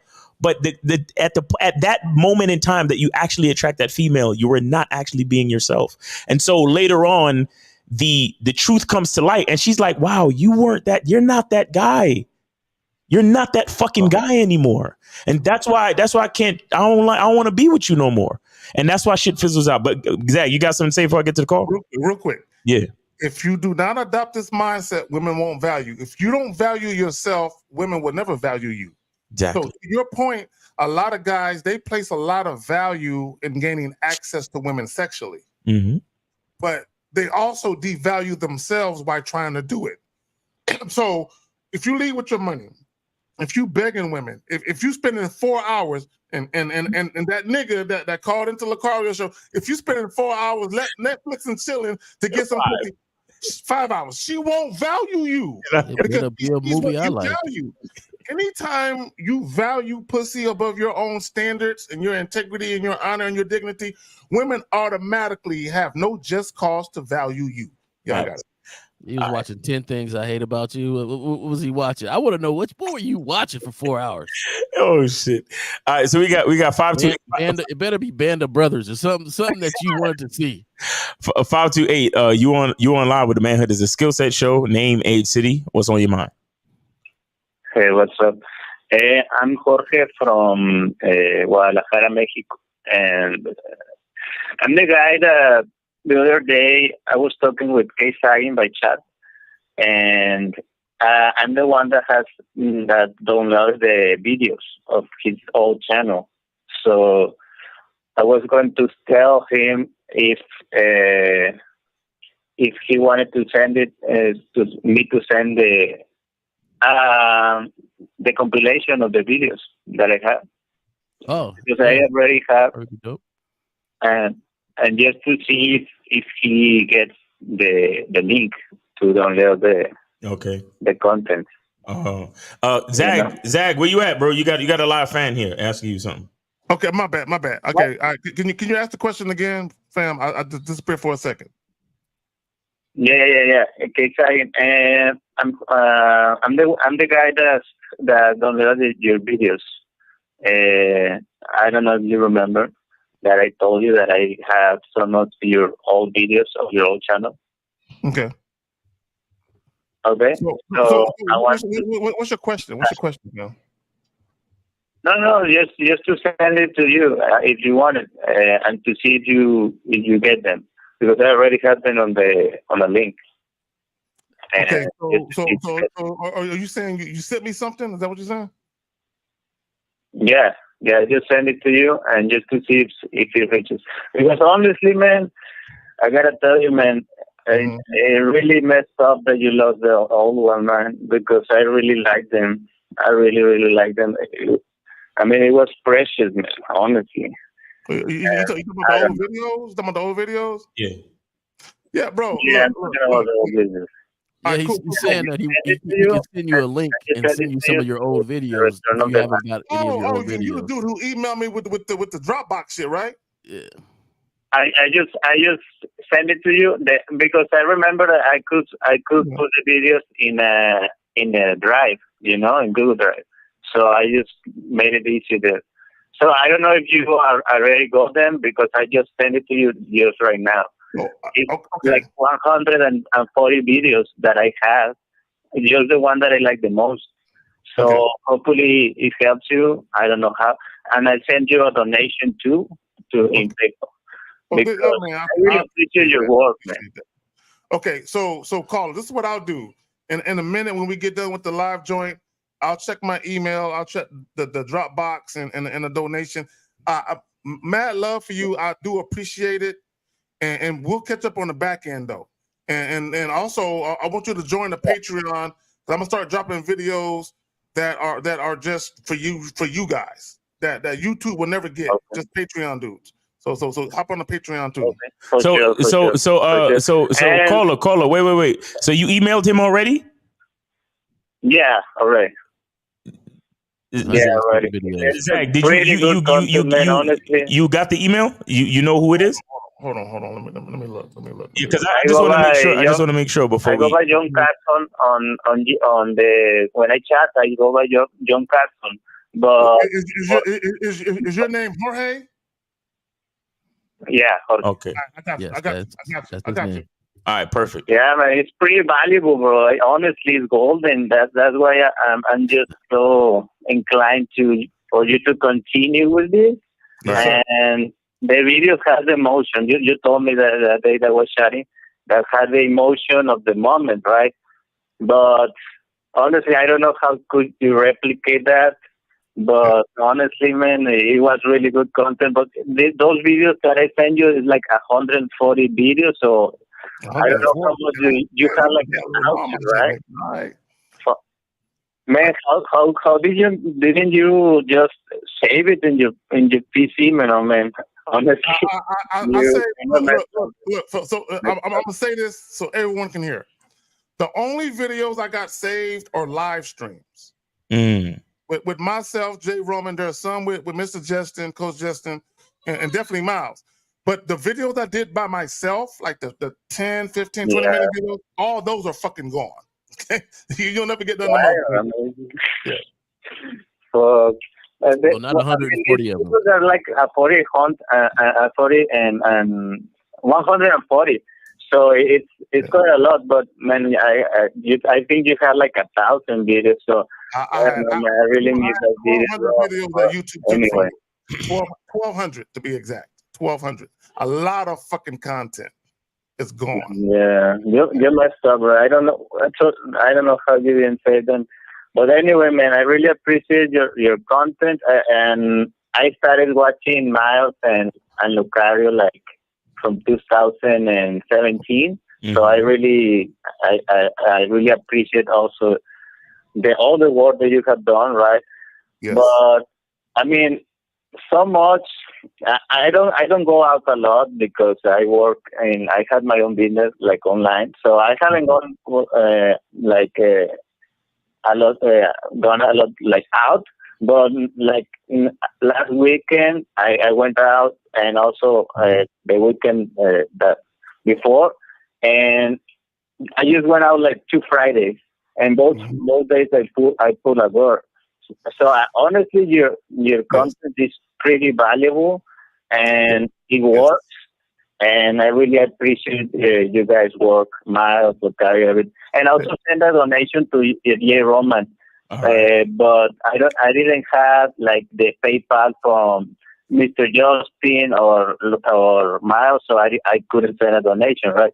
They didn't appear in the chat. But I do appreciate the whole crew, right? Right.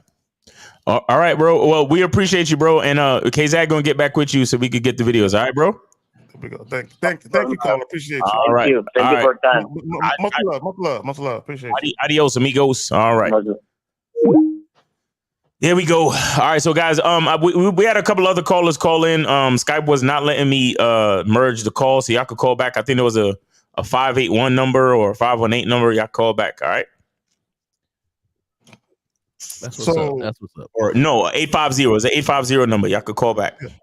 So this is what I want to say, because guys always ask for receipts, and a lot of time you guys ask for receipts is always you want pictures and videos of bitches. That's your, but the real receipts is when callers call up and they value. We're talking about value again. Yeah, they value your contribution to humanity. Like, I'm a good Samaritan, nigga. You know what I'm saying? Not only am I helping old ladies cross the road, but I'm helping you niggas cross the road. You know what I'm saying? To prosperity. You know what I'm saying? With life, y'all have to understand that a lot of you guys, when you deal with women, you just look at the physical aspect. I mean, you just look at pussy, okay, and that's cool. If that's all you want to do, that's cool. But when Boss Mac Top Saw said dick is a gift, he wasn't saying that dick is a gift from the physical aspect. He was saying a woman is lucky to have me in her physical presence. She should be honored, right? And but here's the thing with feeling like that.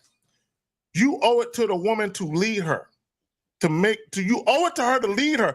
That's your obligation. When the chick, I'm gonna play this clip. I'm gonna play this clip one more time because I want niggas to get it. That way, God is preparing a man for you. Incorrect. Biblically speaking, the Bible says that God created Eve for Adam, not Adam for Eve. I'm going to let you sit on that for a couple seconds. God created Eve for Adam, not Adam for Eve. So the one God is preparing is you. You have to understand that God prepares you as a woman to come into the life of a man, to be a helpmate, to bring value into his life, to be able to allow him and encourage him to do what God has destined for him to do. But as a woman that is unprepared, what happens is instead of allowing the man to do what God has called him to do, you make it all about you, and you want the man to make you his God. It was never planned that way. It was never planned that way, bitch. And here's the thing, though, right? With leadership comes great responsibility. That's the thing. Okay? This is why being a man is hard. This is why you can never be comfortable. Man, there was a Facebook joint where I said, as a man, you can never be comfortable. And dudes was like, why not? Why can't you be comfortable? And I'm like, and this is why your dating life sucks, nigga. If you think like that, you can never be comfortable. Yeah, look, let me tell you something. Okay, if you go back to, one of the things I do, shout out to Steve, because me and Steve talk almost every day. I am a huge war fan. I like watching documentaries of the Vietnam War and World War II specifically. I can watch it all day, from morning to night, all day long, right? And I'm paying attention to the leadership of the generals. You know what I'm saying? And all that. I'm paying attention to the decisions that they're making, and their sacrifices. When you're a leader, there's sacrifices you got to make. Mm-hmm. It just is. You got to make. It's not comfortable. Being a leader is not a comfortable position because there's so many people under your wing. Justin, you're a father. Okay. Yep. And you also talk about dominance. Okay, you know what I'm saying? Mm-hmm. So there's a leadership attribute to everything you do with your life. Miles, same thing. You got multiple women you deal with. Jay Roman, you know what it is. I ain't gonna put your business out there, nigga. You know what it is, right? So my thing is, when you are a leader, you're never comfortable because there's always someone that needs your tutelage, that needs your guidance, right? And dudes don't understand that that's the role that you were destined to be in as a man. But you don't want to accept that role. You want to be like, it's equal. Men and women are equal. No, the fuck we're not.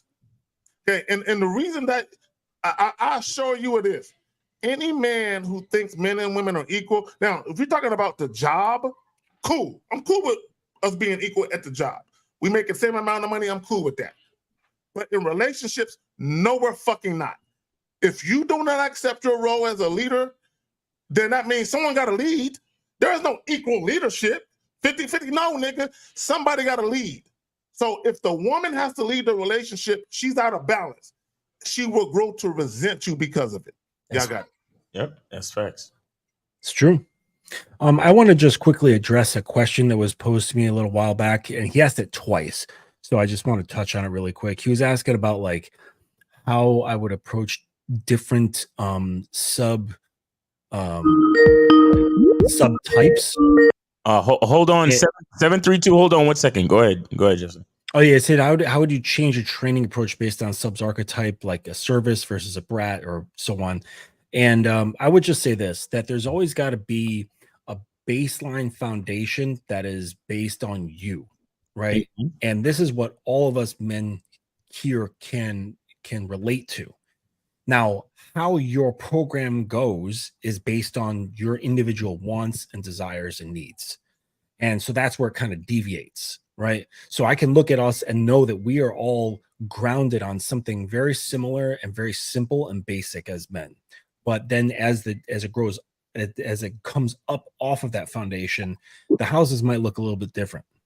So the same, I think, is different, you know, for if you're dealing with a different type of sub, like each sort of thing gets a little bit different from that foundational perspective. So first it's just seeing that there's obedience and interest and desire.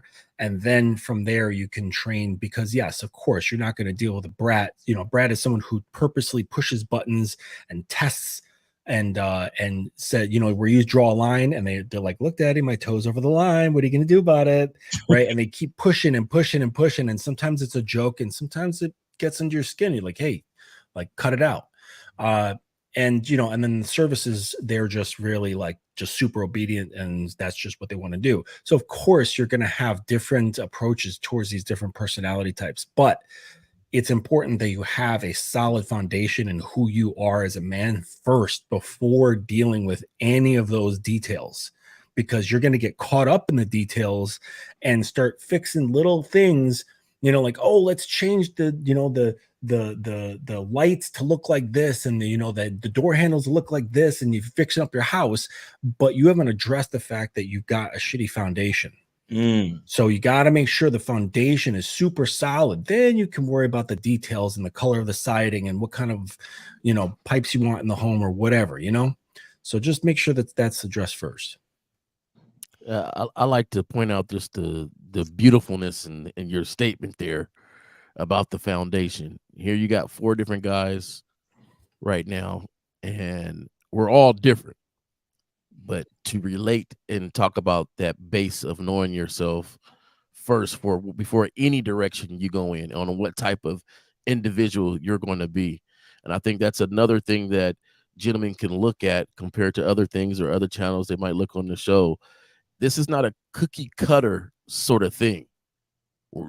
We don't tell you to treat yourself a certain way besides the base of how you're going to be as a man and to grow from there. I think that's a very important thing, because sometimes people like to take exactly what people say and do that. Like there's somebody right now, Miles, I kid you not, their bed is not made, ain't been made in years, but they're getting up telling their woman to make the bed. Right. With no base behind it. But okay, I'm going to listen to Miles and say that. And I think a lot of times I tell people sometimes we got to teach people how to listen to advice, how to listen to it. The best advice is, which is the main thing you guys always talk about, setting up your base on knowing yourself presenting yourself, standing on your square, and moving from there, right? Finding people with your program. That goes across any sort of thing. Like, I have no desire to be I don't know whether the sub or the dominant, or like, that seems like a lot of work that I don't want to deal with, because that toe crossed that line and it irritates me to the point like there definitely be consequences. I don't want to do that. But the base, though, I can relate to on knowing yourself and what's important to yourself in your life. Right. Real shit, man. Yeah. Real quick, we good on calls? Yeah, we good on calls. 919-647-9392, 919-647-9392. Guys, call in. Go ahead. Call in. Wait a second. Shit, I'm sorry. Hello? 732. You on live with it was so long. I didn't realize. 732, you on live with the Manhood is a Skill Set Show. Name, age, city. What's going on?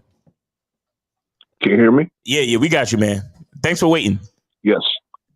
Yeah, of course, no problem. My name is Rickster. I'm 32 years old, and I'm from Brooklyn, New York. Rickster, is this the same Rickster that be on my lives? Oh yeah, definitely. What's going on with you? Bro? Appreciate you, bro. Rickster, man, friend to the room. What's going on, bro? What's going on? And you from Brooklyn, so it is what it is. Let's go. Yes, definitely. I was wondering if I could tell my part of the story, which includes what's it called? Leadership and stuff. Yeah, go ahead. Yeah. Come on, let's go. All right, cool. So this is when I was like in my early 20s. I met this girl. She was pretty cool and everything, though. We started dating. Everything was good, but before we got into the relationship, things went south, really south, meaning that, hey, she wanted me to come over on when we get to know each other. So I decided, you know what, let's just be friends. She got upset, and, and then I stopped talking to her. And then next thing you know, I was doing me. And then next thing you know, she hit me up saying, hey, I was wondering if you could come over and stuff. And I was like, okay, cool. So I came over. Next thing you know, she had this, lingerie, all that stuff. To be honest, like, she told me, like, either you could leave or you could just come to my room. So I came to her room. We did what we did, and then next thing you know, she asked me a question. She was like, she said, like, yo, what type of woman do you want? And I was like, I told her I want a woman that's like really short and stuff. I don't like no tall woman. Right. And she got really, really, really upset about that, because she's like almost taller than me with heels. And then she got so emotional. Hold on, caller. How tall was she? Okay, caller. Hold on. Hey, caller, how tall was she? Was she 6'6"? This is so funny. Hold on, caller. It was like at least around 5'8". I'm 5'10". Bro, she was 5'8". She was too tall for you. Oh, that's not tall, man. Yeah, I'm just laughing because she was expecting to hear something that was able to be changed. Yeah. He says, I like this kind of woman, that kind of. It's like, I like short women, and she's like, wah. I can't change that. Go ahead, caller. Go ahead. So, hold on, real quick, caller. Let me ask you a question. Sure. Beyond just sex, okay, let's take sex out the picture altogether. Let's take the way that she looks, how tall she is. Let's take all of that shit out the picture. Beyond just that, was she the type of woman you felt like you can explore a potential relationship with? Yes, that's very true. So you literally use her height to judge her? To judge her. I mean, we're going on. That's judging, to be honest. Okay, so all right, so let's get to the part where we talking about that leadership shit. Yeah, let's get to the part. Right. So once I told her the truth, then next thing you know, she started crying. Then I started crying because wait. Come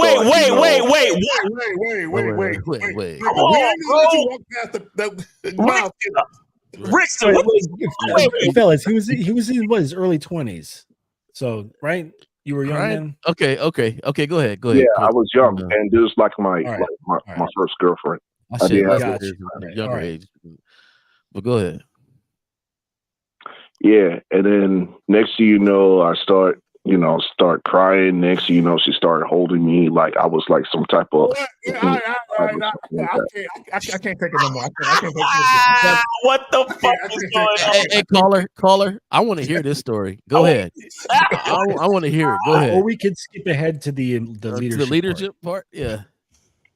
Yeah, So then let's skip to the leadership part. Then after that, we decided, let's just be together and stuff. So mostly all the time, she was leading mostly all the time. Oh, and the reason why I had to say all this in the beginning is because I was influenced by her. But I made that choice. That was my fault. Okay. So she wore the pants in the relationship and I didn't know who I was. So I made that identity part as her. Okay. We caught up now. Okay, it sounds better. Okay. Recognizing some stuff. I'm confident. Carl, let me ask you a question. So are you and this woman still together right now? Well, this was when he was in his 20s, right? No, but no, ask him. Are they still together? So this woman, you're no longer with this woman, right? No, that was like a long time ago. I'm 32 now, so cool. I'm gonna ask you a question. So you cried and you blew snot bubbles over her, right? That happened to you? Yeah. Yeah, I blew snot. Yeah, all right. So did your appetite? Did you not eat? Did your appetite change and you was fucked up? All that shit happened to you? I'm sorry. Can you repeat that? Okay, don't worry about it. It's unimportant. Okay, all right. Look, real quick.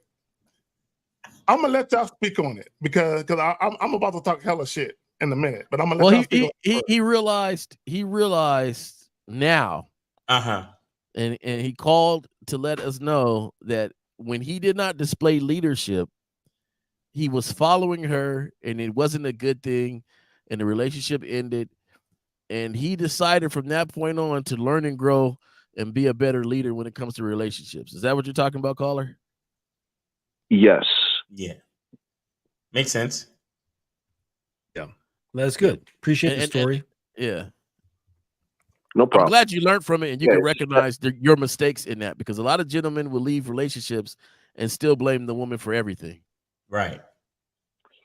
Yeah. To be honest, when I first broke up with that person, I always blame her because I wasn't happy in that stuff at the time. But then once I start learning, once I start going to y'all guys' channel and I start learning, I was like, you know what? This is my fault. I made this mess, not her. Well, I'm curious. I'm curious. Caller, you said you weren't happy. Can you elaborate why you weren't happy? Why, you weren't tickled? You know what I'm saying? That's getting close to one of the questions I was going to ask. Yeah. Well, the reason why is because, she had like sexual needs and I tend to her sexual needs. But when I had sexual needs, she was like, no, it's either my way or my way. Wait. I'm not going to let you get away with that. So when you said she had sexual needs, you would tend to her sexual needs. But when you had sexual needs, you wouldn't tend to yours? Yeah. To be honest, she wouldn't even give me head. She wouldn't even give you. That's what? That's because you cried in front of her. I've said that. Yeah. Oh my. Probably. Hold on, real quick. Did you ever get a substitute? Yeah. You ever tag team another bit there? What I was going to ask is the things. Also, I imagine the things that you didn't like that made you unhappy was her general attitude. Because I imagine she was not very happy herself, correct? She was probably very serious, very stern, easily irritable. Does that sound familiar? Yeah, it definitely sounds familiar. But I do have to admit, she can be nice at times, though. Oh, of course. We're organic beings that ebb and flow. That's like the number one thing people in abusive relationships say. Yo, Ted Bundy was a nice guy. How you think he met all the bitches that he murdered and ate? He was a nice guy. Yeah, that's just because we're humans. Right? True. We're not robots, right? So of course that makes sense that it should fluctuate. Yeah. And I understand why you highlighted the height, because you realized at that moment that was a turning moment for you, in which you gave her everything she wanted. You cried about it, she cried, and then you gave in, and you've been giving in that whole relationship.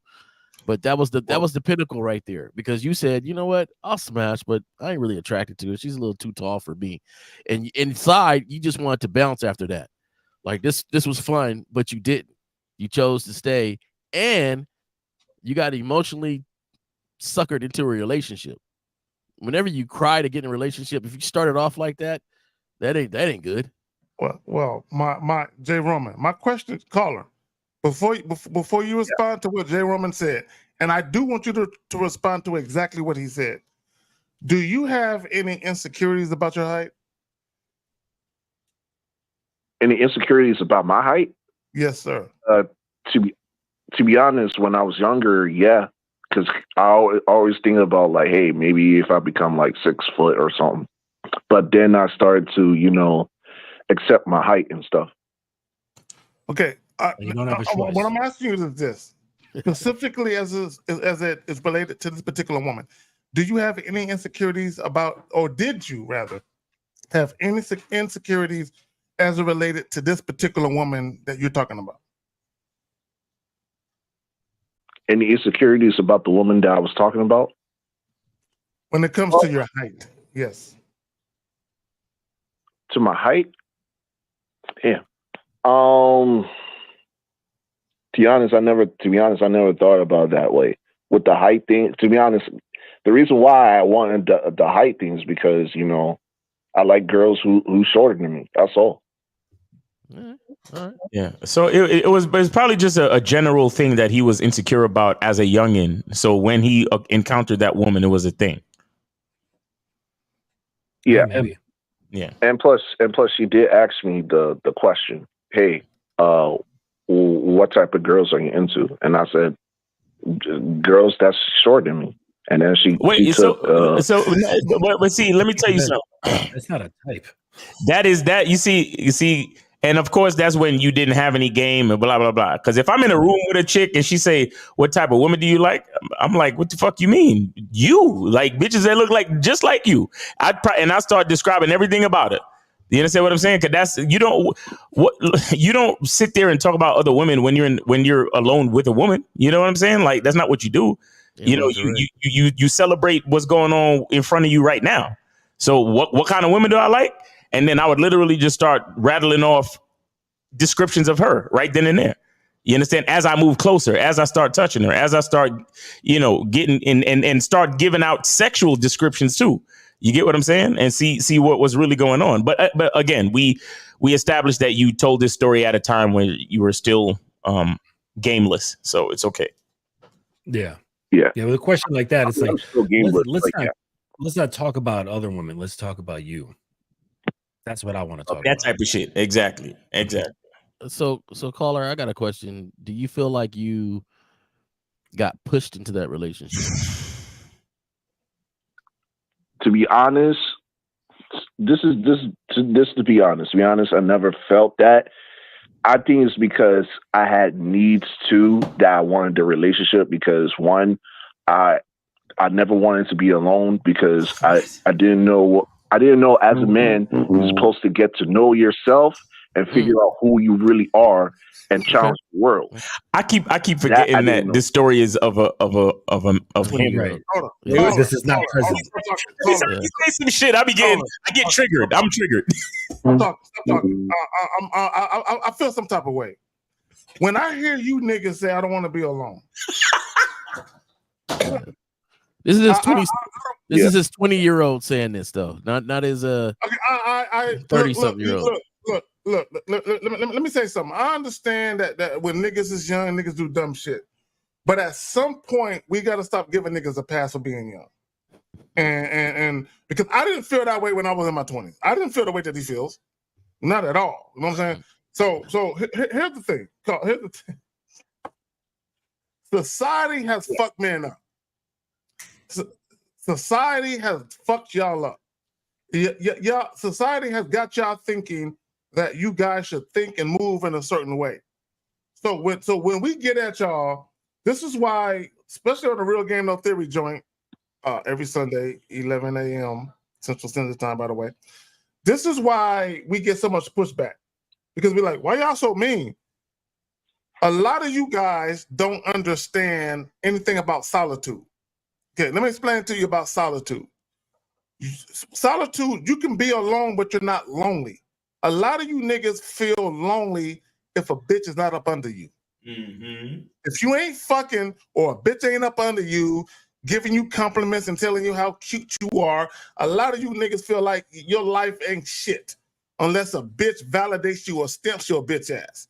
You know what I'm saying? And that's the problem a lot of you dudes, you're looking for a woman to stamp you, to give you purpose, to give you a reason to fucking breathe. Like, I need a chick that's gonna be into me. Like, because you got bitch ass dudes out here right now talking about, I'm looking for a woman to empower me. Dog, what? Let me tell you something. That don't even sound right. You know what I'm saying? For a woman to empower a man. Sure that says that. I want one to complete me. Hey, Oh, man. I'll tell you this, caller, and this is you and everybody. I appreciate that this is something you can look back and recognize your mistakes. Facts. And I hope that you've done different things and didn't repeat the mistakes. Right. and learned from those mistakes. Just like anybody that calls in for consultations for any of these gentlemen and stuff, I think that's one of the hardest things is to recognize and to really look inside of yourself and say, hey, I might need some help, or hey, you know what, I ain't the best at this. Mm-hmm. You know, because a lot of times we like to lie to ourselves, and a lot of gentlemen in society would love for you to lie to yourself because, you know, those are the ones that's always going to women and saying, what do you want and what do you need? And, oh, it must be something that I'm doing and I need to, because they want you to, instead of looking in yourself and knowing yourself, they want to keep you in a fog and not lead. Right. But the best way to clear that, you got to clear all the old stuff. You can't move into a new house with everything already in that house and then put your own touch on it. You got to clear it all out, right? You move into a new spot, it's all cleared out. So you can add your stuff, add your furniture to it, and have that space looking like you. And you got to clear out a lot of the old thinking, clear out a lot of the old thoughts on how you proceeded and thought about things to rebuild. You got to take it down to rebuild it up. And I appreciate those guys that say, hey, let me call Miles. Let me email Justin. Let me talk to Zag, because that's the start. Mm-hmm. So you learning and growing from this situation is an honorable start. Facts. All right, Rickster, you got any other questions, bro? Yes, I just want to say thank you guys. Also, one more thing. Yeah. Kate Zagging, you was right. The most important reason why I wanted a girlfriend in the first place is because I want to be accepted into society. Like in high school, like I see all my male friends have girlfriends, and I was the only one didn't. So that really had that pain for me up to my 20s. That caller, I appreciate you saying that, but that's why I'm that nigga. Because I already know you niggas. I already know why you do what you do. I know, and I'm glad you said that, and I'm glad you put yourself in a situation where you're honest about why you think the way that you think, because more men need to hear this. Mm-hmm. You know what I'm saying? And here's the thing. Before you hang up, caller, before I pass it back to my boys. Yeah. The only way the dating landscape can change and be more favorable to men is if men recognize their power. Exactly. And they recognize what they're meant to do. And you goofy motherfuckers are meant to lead. Mm-hmm. I know a lot of you motherfuckers are weak. And you don't want to fall on the sword. You don't want to take up that mantle of responsibility. You don't want the weight of the world on your shoulder because you're a bitch. I get that. And a lot of you motherfuckers, you never knew your father. And that's what I don't get mad at me for being a truth teller out this motherfucker. Right. A lot of guys, shout out to Deion Sanders, because Deion Sanders is teaching niggas accountability. Shout out to him. regardless, because I know his team is getting his ass kicked right now by USC. I ain't seen the score lately, but I saw it was 28-7. Look, but he's still teaching men responsibility. Right. And that's what a lot of you guys lack. And that's why you guys are mad at women. You blaming women because you expect women to be something that you're not.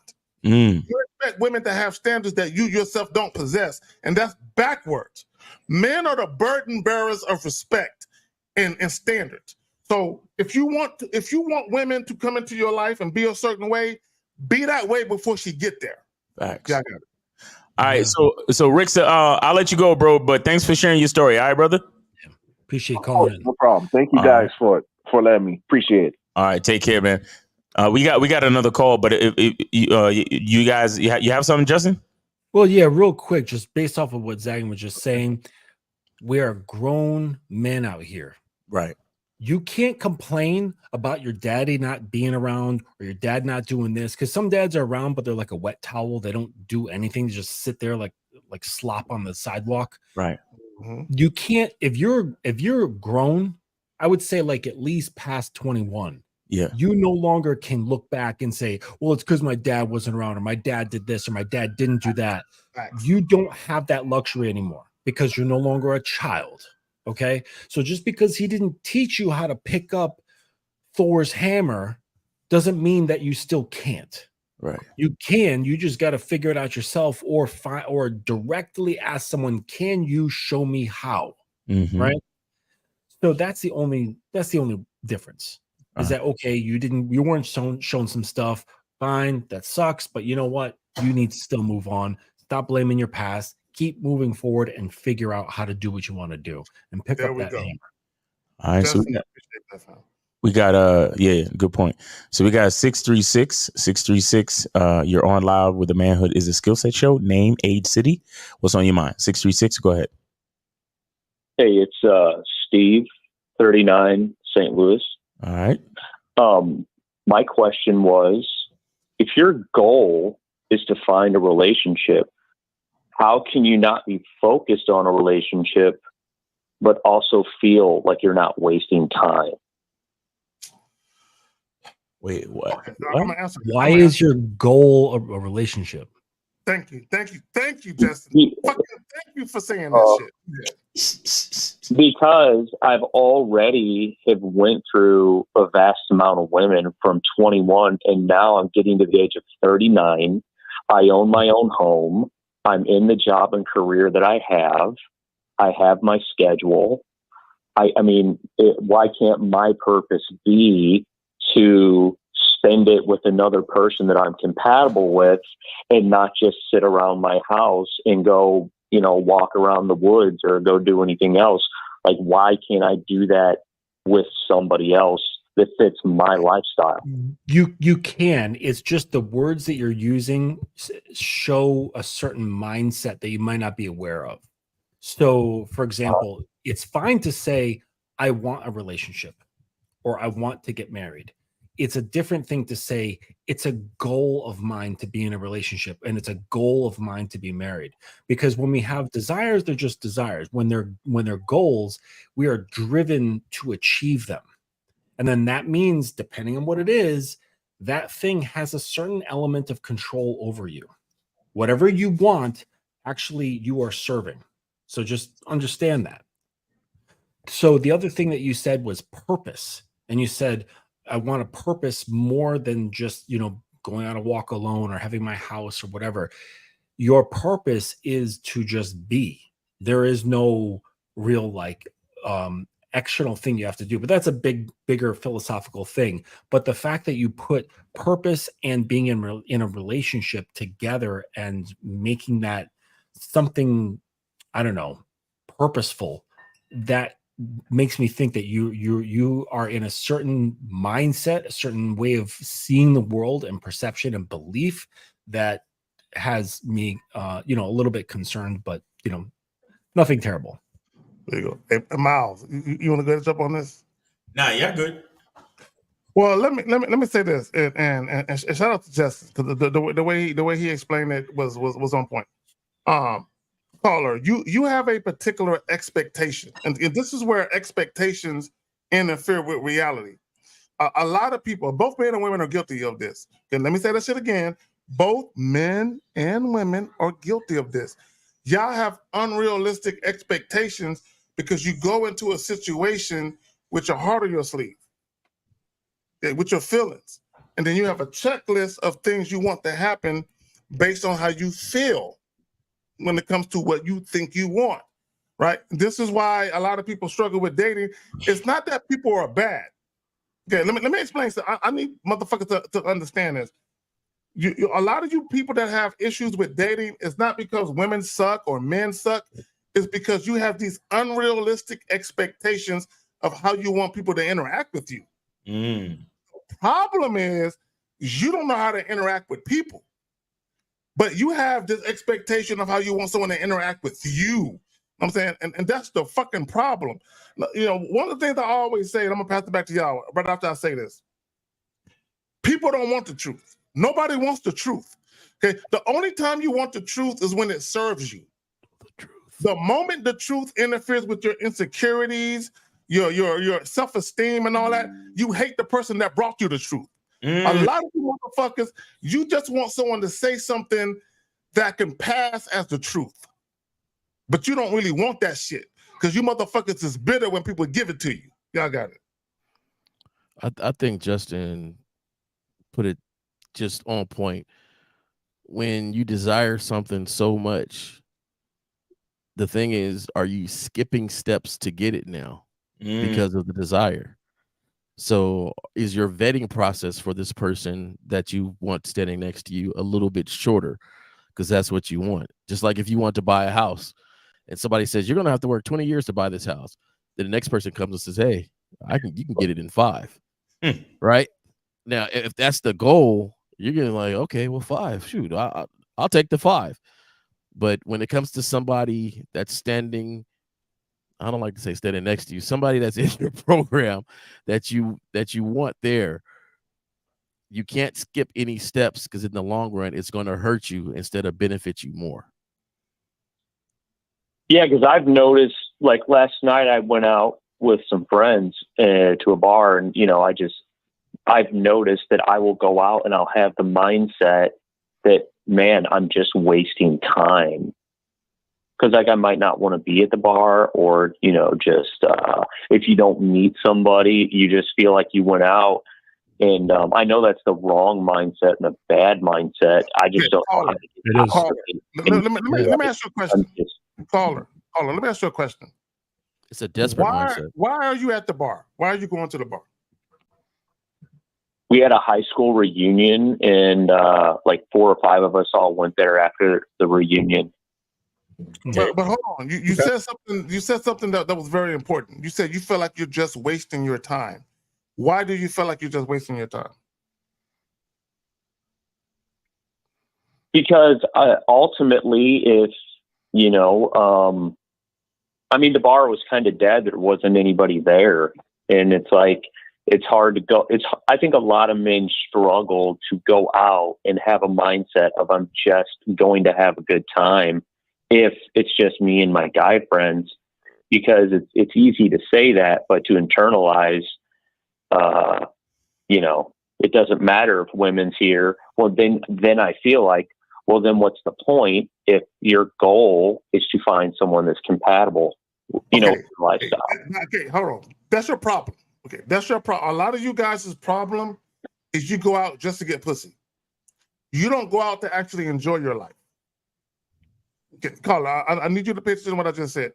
You go out, like a woman asked me earlier, you know what I'm saying? A woman that's interested in me. Like she was talking to me, and I'm like, my life is not a scavenger hunt. Meaning I'm not going out just looking for pussy. I'm not out on a Serengeti like a fucking lion looking for pussy. I go out, I enjoy my life, and if I run into a woman that I feel like she's attractive to me, I'll get at her. But I'm not going out just to fucking scavenger hunt for fucking pussy like I'm a fucking hyena. You know what I'm saying? A lot of you guys, when y'all go out, your main purpose is just sex. That's the only reason you even leave your fucking house. It's just sex. So if you leave your house for a particular purpose and you don't achieve that purpose, that's why you feel like you're wasting your time. Yeah, I got it. And then on top of it, Zag, it's really not just for sex, because we know that it doesn't really just stop there. It goes deeper. Right. Us fellas know that. It's not just Yep. for sex. It's for that the guy can feel acceptance because he's already rejecting Speak on it, himself speak on when it. he opens his eyes in the morning. Yep. He does not love himself. Yep. He does not accept himself. He does not honor himself. So he's looking for this validation, because when you go into, like, say, work or social media or whatever, you can actually create these things externally. If you put in the effort, you can create these things to create a sense of validation that you matter. But when it comes to a woman, you can't exactly do that. And then, but you can chase it. You can chase after it, and you can try to get sex from her to make yourself feel better about yourself. But it always falls flat. You're always going to be chasing, trying to get that high again and again and again. And then you get involved, and then you're going to be like, why isn't she paying attention to me? Why does she not like me all of a sudden? What's going on? And then because your high is wearing off, and you need to go after that again and again and again. And really, the truth is that if you focus on it and you figure it out, you find that you don't honor yourself. Right. You don't put yourself first. You don't put self-love first. As corny as that may sound.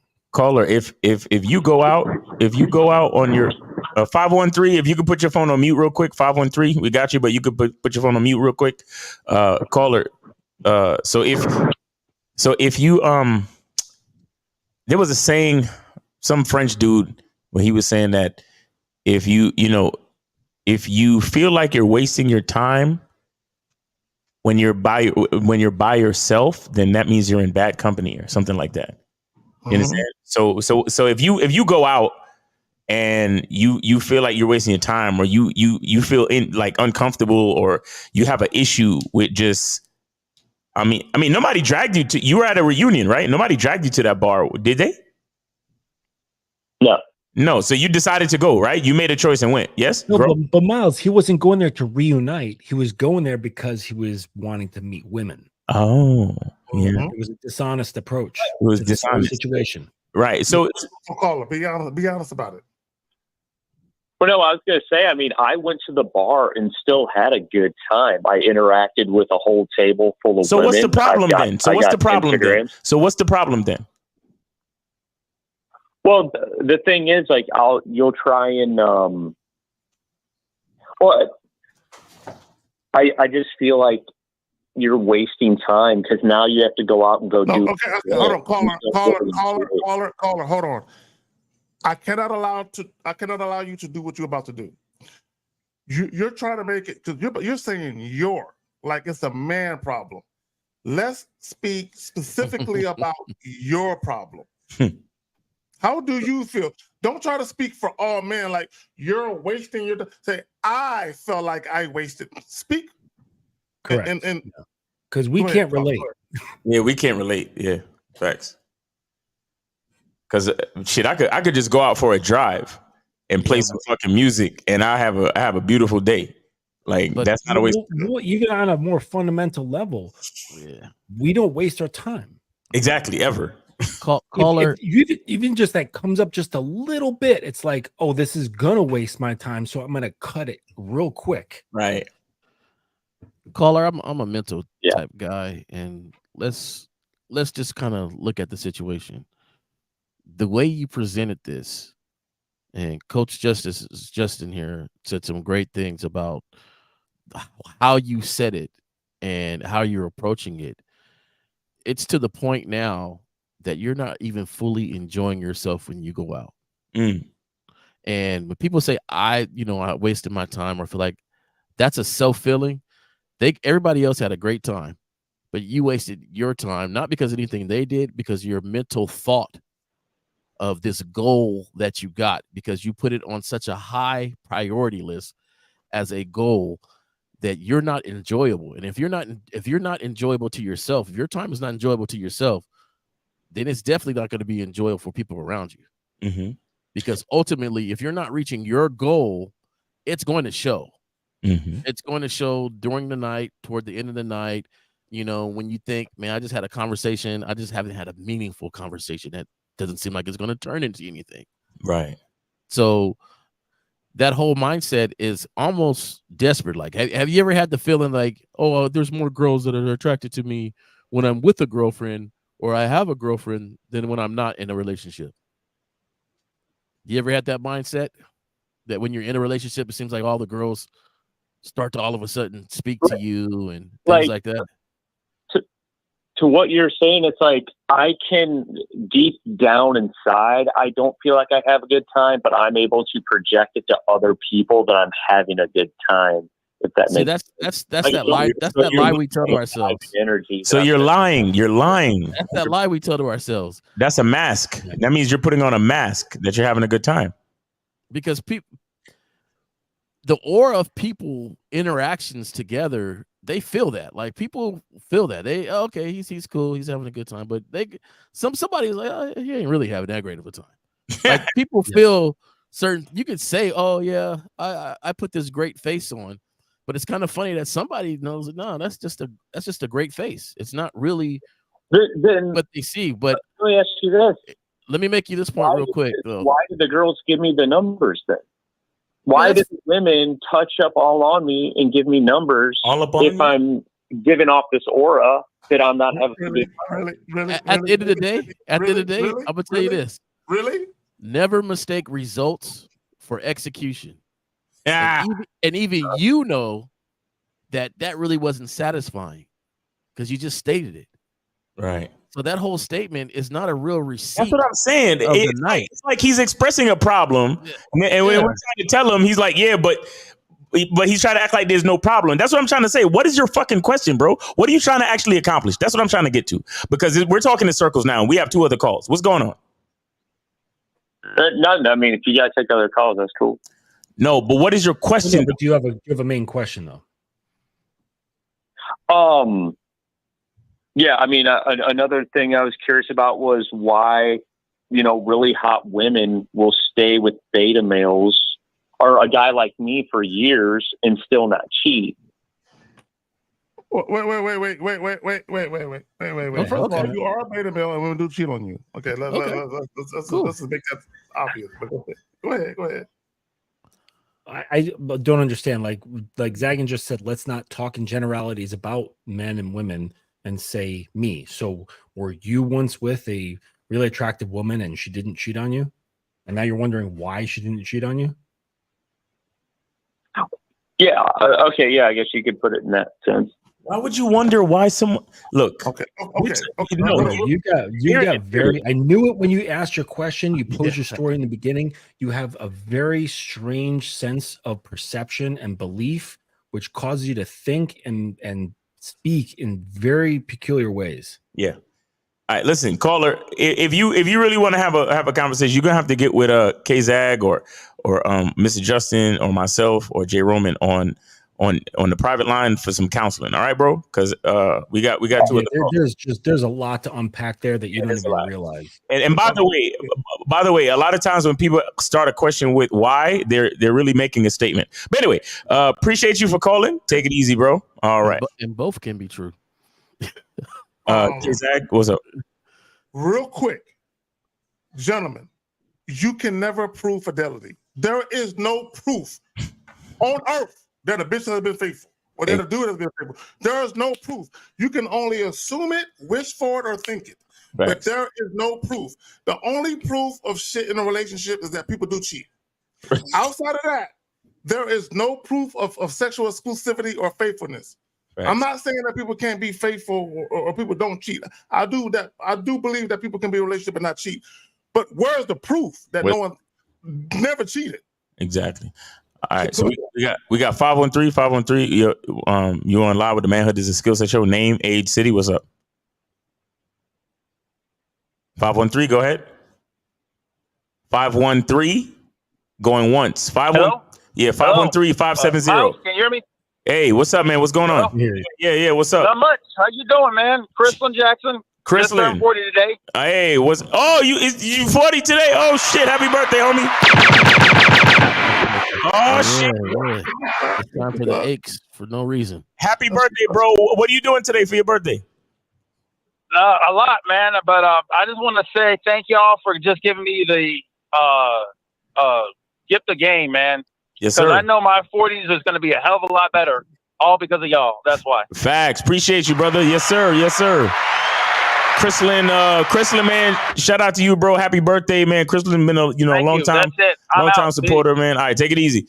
I met Chrislin in Vegas. We did his photos and all that cool shit, man. So yeah, shout out to him. Happy birthday. All right, so we got 757. You are on live with the Manhood is a Skill Set show. Name, age, city. What's up? 757. Gentlemen, this is Mr. Gusto from Virginia Beach. All right. First of all, I want to let everybody know this panel here, J. Rome, K. Zagan, hey, I talked to you earlier this week, Miles. Yes, sir. And of course, Mr. Justin, right? Is that correct? Yep. Yes, sir. Yeah. Well, I just want to go ahead and rock with you. I've been listening to you guys for a long time, man. I'm one of the old heads out here. And I just want to say this to these young men that are out here. Sometimes these guys, from what I'm hearing, I don't want to get into that, but a lot of these guys kind of feel like they're unworthy. And what I'm hearing is that they don't pursue their dreams to reach their destiny. And some of the mindset that you guys are preaching to these young men out here, that they need to make decisions and never look back. And I think earlier there was an analogy of rebuilding. I think I put in the comment section or something about if you tear down a house and you build it back up with the same foundation and bricks, you're going to get the same results and issues that you had before. But you have to fire yourself and you have to apologize to yourself for not spending more time with yourself. Because from what I'm hearing, a lot of these guys that are calling for help, and I'm glad that they're calling in for help, is that this world here is a mirage, and you can lose yourself not knowing yourself. So my thing is, what I'm trying to say here is that your mind is your reality. Yes, sir.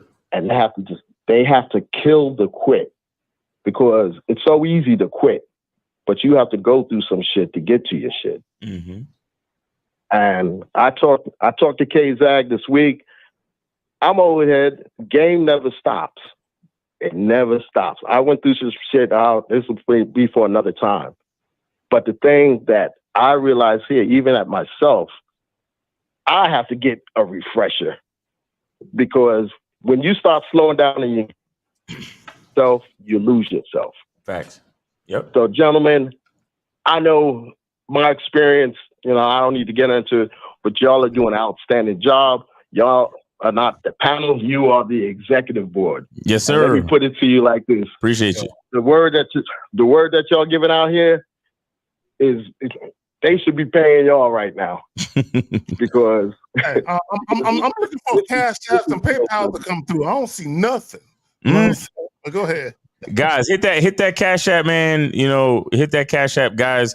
But Cola, hey man, we appreciate you, man. Thanks for checking in. And it's definitely a true thing where as men, we always have to check in. There's no such thing as as long as you're alive, there's always something new to learn, and there's always improvements to be made on oneself. So there's no way we actually reach the finish line. You understand? We never reach the finish. Shit, even after we pass, we don't reach the finish line. You feel me? Because you die twice, right? You die when your body dies, and then you die the last time somebody speaks your name. So if you've made enough of an impact in this world, then you live forever. You see what I'm saying? So that's what it's really all about. Thanks for calling in. I'll give you the last word before we disconnect. Caller? Oh, I'm sorry. I'm right here. Yeah. What you just said is golden there, and I'm just telling these men out here to have the confidence to go out there to believe in yourself. Facts. Because the main thing, and I'll just give a quick testimony myself. I was in a long-term marriage, and what happened with me, I lost who I was because I was trying to take care of everybody else. And when you do that shit, you lose yourself in your marriage because you're not taking care of yourself. No, hey, Miles, can you put the camera down so we can see it? Oh shit! There we go. There we go. Right there. There we go. Selfish. There it is. That's why. Yeah. earlier when Miles said conceited, I never really liked that word conceited. All right, Included Cole, in we that. appreciate you. Yep. Because having a positive image of oneself to me has always been a good thing. It always been a good thing. Why would they? I don't know when they put excessive and fantasy like in the definition. Because I looked up that definition, conceited a long time ago, and all it stated was having one positive self of oneself and things like that. And now they put excessively and fantasifully or fantasy like. Now it's making it like a lie now. Right. Like the things that you believe are positive about you aren't even true, and that's what's making it conceited. Right. That you're stating falsehoods. But before it didn't say it was false. It's just that you had a very extreme positive light of yourself. And that, to me, yeah, like with being when people say like you're full of yourself, and I question why is it bad to be full of self? Like what else am I supposed to be full of? Thank you. Right. Right. Facts. But there was a weird little glitch here that the whole StreamYard froze and then it cut out my camera, but it was at good timing. Gentlemen, I do have to cut out. All right. Have to move on with some errands that need to be taken care of. So I'm going to leave everybody. And, you guys have yourselves a fantastic afternoon. Thank you, chat and viewers, for stopping by and supporting the show and supporting the channel. And I will check everybody later. All right. Peace, Mr. Justin. Thank you guys. Check him out at the Dominance Academy. Yeah. Instagram is the Dominance Academy _, and there's go to the bio and there's links in there for all sorts of things, including my Calendly. Someone brought it to my attention that my Calendly was messed up, so that's been fixed. All right, perfect. All right, take it easy, Mr. Justin. Peace, bro. Can you kill the phone lines? Can you kill the phone line if you haven't done it already? We actually have a call on we got D Money on the call. Yeah, let's do it. Let's do All right. D Money, appreciate the donation, bro. And you come. Yeah, man. What's on your mind, bro? What's going on? I'm gonna just say this quick, and I'm I used to have that problem that the caller was having with going out by himself, expecting to meet a woman. Right. You gotta change your mindset, learn about yourself, and you got a good time by yourself. Exactly. And people gonna be wondering like how you do it by yourself, because now I go out by myself. People be wondering how I do it by myself. I'm like, man, I had a good time. I'm spending money on myself. I don't gotta worry about spending an extra for nobody, just me. Right. And this time, D-Money. Real quick. I want people to understand something. Gentlemen, there is nothing wrong with spending money on women. Okay. I would never tell you not to spend. There's nothing wrong with. Hold on, D-Money. Hold on. I know you calling for a different reason. Hold on, D-Money. Just chill for a second. Gentlemen, there is nothing wrong with caring for a woman, being compassionate, being thoughtful, being considerate. Just make sure that she's on your program first, though. That's it. That's all that we're saying. That's it. Yeah. All right. Finish up, D Money. Go ahead. No, I'm just saying, yeah, you just gotta change his mindset. You be good. I gotta run because not working. All right. Have a good day. All right. Appreciate you, bro. Thanks for calling in. Appreciate you, bro. All right. Let's kill the phone lines real quick. All right. I ain't got no words to D Money. Is that the guy that I offered to pay for his sessions with you guys? And he never really take advantage of it. Yeah. Did he ever do that? No. Since this point on. Okay, yeah. Oh, Miles, I'm warning you right now, nigga. Be prepared for my son. He coming through for the Monday media with some hip hop music. My son gonna come through. Okay. Help him set up. I'm YouTube channel. I was telling him about that shit, and I told him, nigga, you better have that 50 ready because I ain't paying for you, nigga. Know what I'm saying? So, but he gonna come through. My son, my boy, my 24-year-old nigga, he got bars. Know what I'm saying? But I told him, don't come through fronting and don't you dare damage my name, nigga. Don't you better come through. You better come through, nigga. Know what I'm saying? So I told him, I said, holla at my boy Miles and Lucario on Monday. Nigga, we're gonna get your shit ready, but come through with that music ready. Don't be bullshitting. Cause I heard his shit. He got like three strong joints. And I'm like, they ain't gonna let you play all them 3 joints at one time. So you might have to come back like back to back Mondays and shit. But at least come through. and show them niggas that you rocking, and then you can go ahead and build from there. But anyway, let's go. So yeah, so what K Zakin is talking about is Media Mondays. Lakari and myself, we do a Monday show at 12:15 Eastern time. So y'all tune in on Lakari's channel or the Miles Cunningham YouTube channel. But yeah, we do Media Mondays where you cash out $50 and we will showcase a song or whatever you got going on as far as creativity. So yeah, man, get with us on that on this Monday, 12:15 Eastern time. All right. Appreciate it. And you guys good? Because we on OT, man. It's time. It's about that. I'm about ready to live my life, nigga. So anyway, exactly. Yeah. So guys, get your soap, man. Hit me up on Instagram, Miles in the Game, or you could scan that QR code right there and order your soap, man. Appreciate y'all. And Miles in the Game on Instagram. I'll be doing morning lives on there. So Monday through Friday, around like 10 o'clock. So y'all could catch me on there. And hit the link in the bio, Miles in the Game, at Miles in the Game on Instagram once again, to join the membership, order your soap, or to get a counseling session if y'all want to get a session going and get some coaching. All right. Okay, cool. What's Jay Roman? Right before you get in there, let me just say this, gentlemen. Women will respond to you the way you respond to them. Okay, let me explain. Okay, at the end of the day, if you want women to respect you and you want women to actually look at you as a person being worthy of respect, you must have standards that you adhere to. And then any woman you deal with, they got to abide by the standard that you set for yourself. When Miles and Lacario talk about a vetting process, it's a standard that you have for yourself. So any woman that comes into your circumference, she abides or adheres to that same standard. But if you don't have a standard for yourself, women can never take you seriously. Yeah, Roman, you got it. Yeah, man. Once again, this is just another show. It ain't the women's fault. It's the man's fault. All these cats, all they do is just talk about the men and being their fault. And fellas, I love it, because how can you sit and say that you are the leader?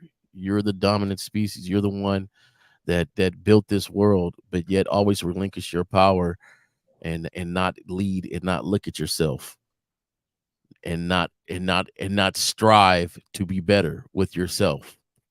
You want to be the leader comes responsibilities, and part of that responsibility is taking a look at yourself and being better. My name is Jay Roman. The Jay Roman Way at Gmail is where you can contact me, discuss anything with me. On my PayPal, paypal.me/Jay Roman Way. If you would like to donate to me, go ahead and do that. And we got some stuff coming up on Mondays. If we can get it together this Monday, it's gonna be some live free speaking and just sit back and talking a little bit about anything. So it's gonna be a pretty nice show. I might have some extra guests, and I don't know, Zach, you been told about that Monday? The Monday show, trying to put it together. Me and 50 talked. We talked last night about that. Let me just say this, hey, because he said I ducked all the questions in the chat. Hey, let me tell you, bitch ass niggas, something. If you really want niggas to get at you and holler at you, call the fuck in.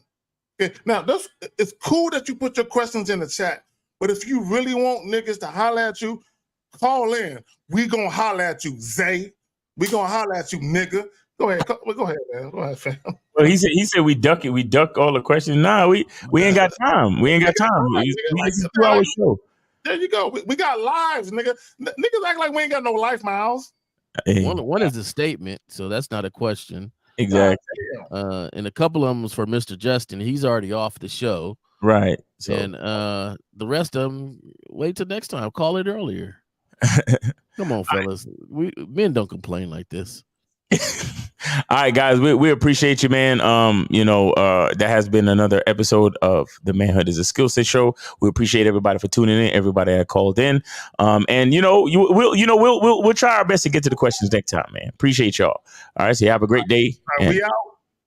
Peace.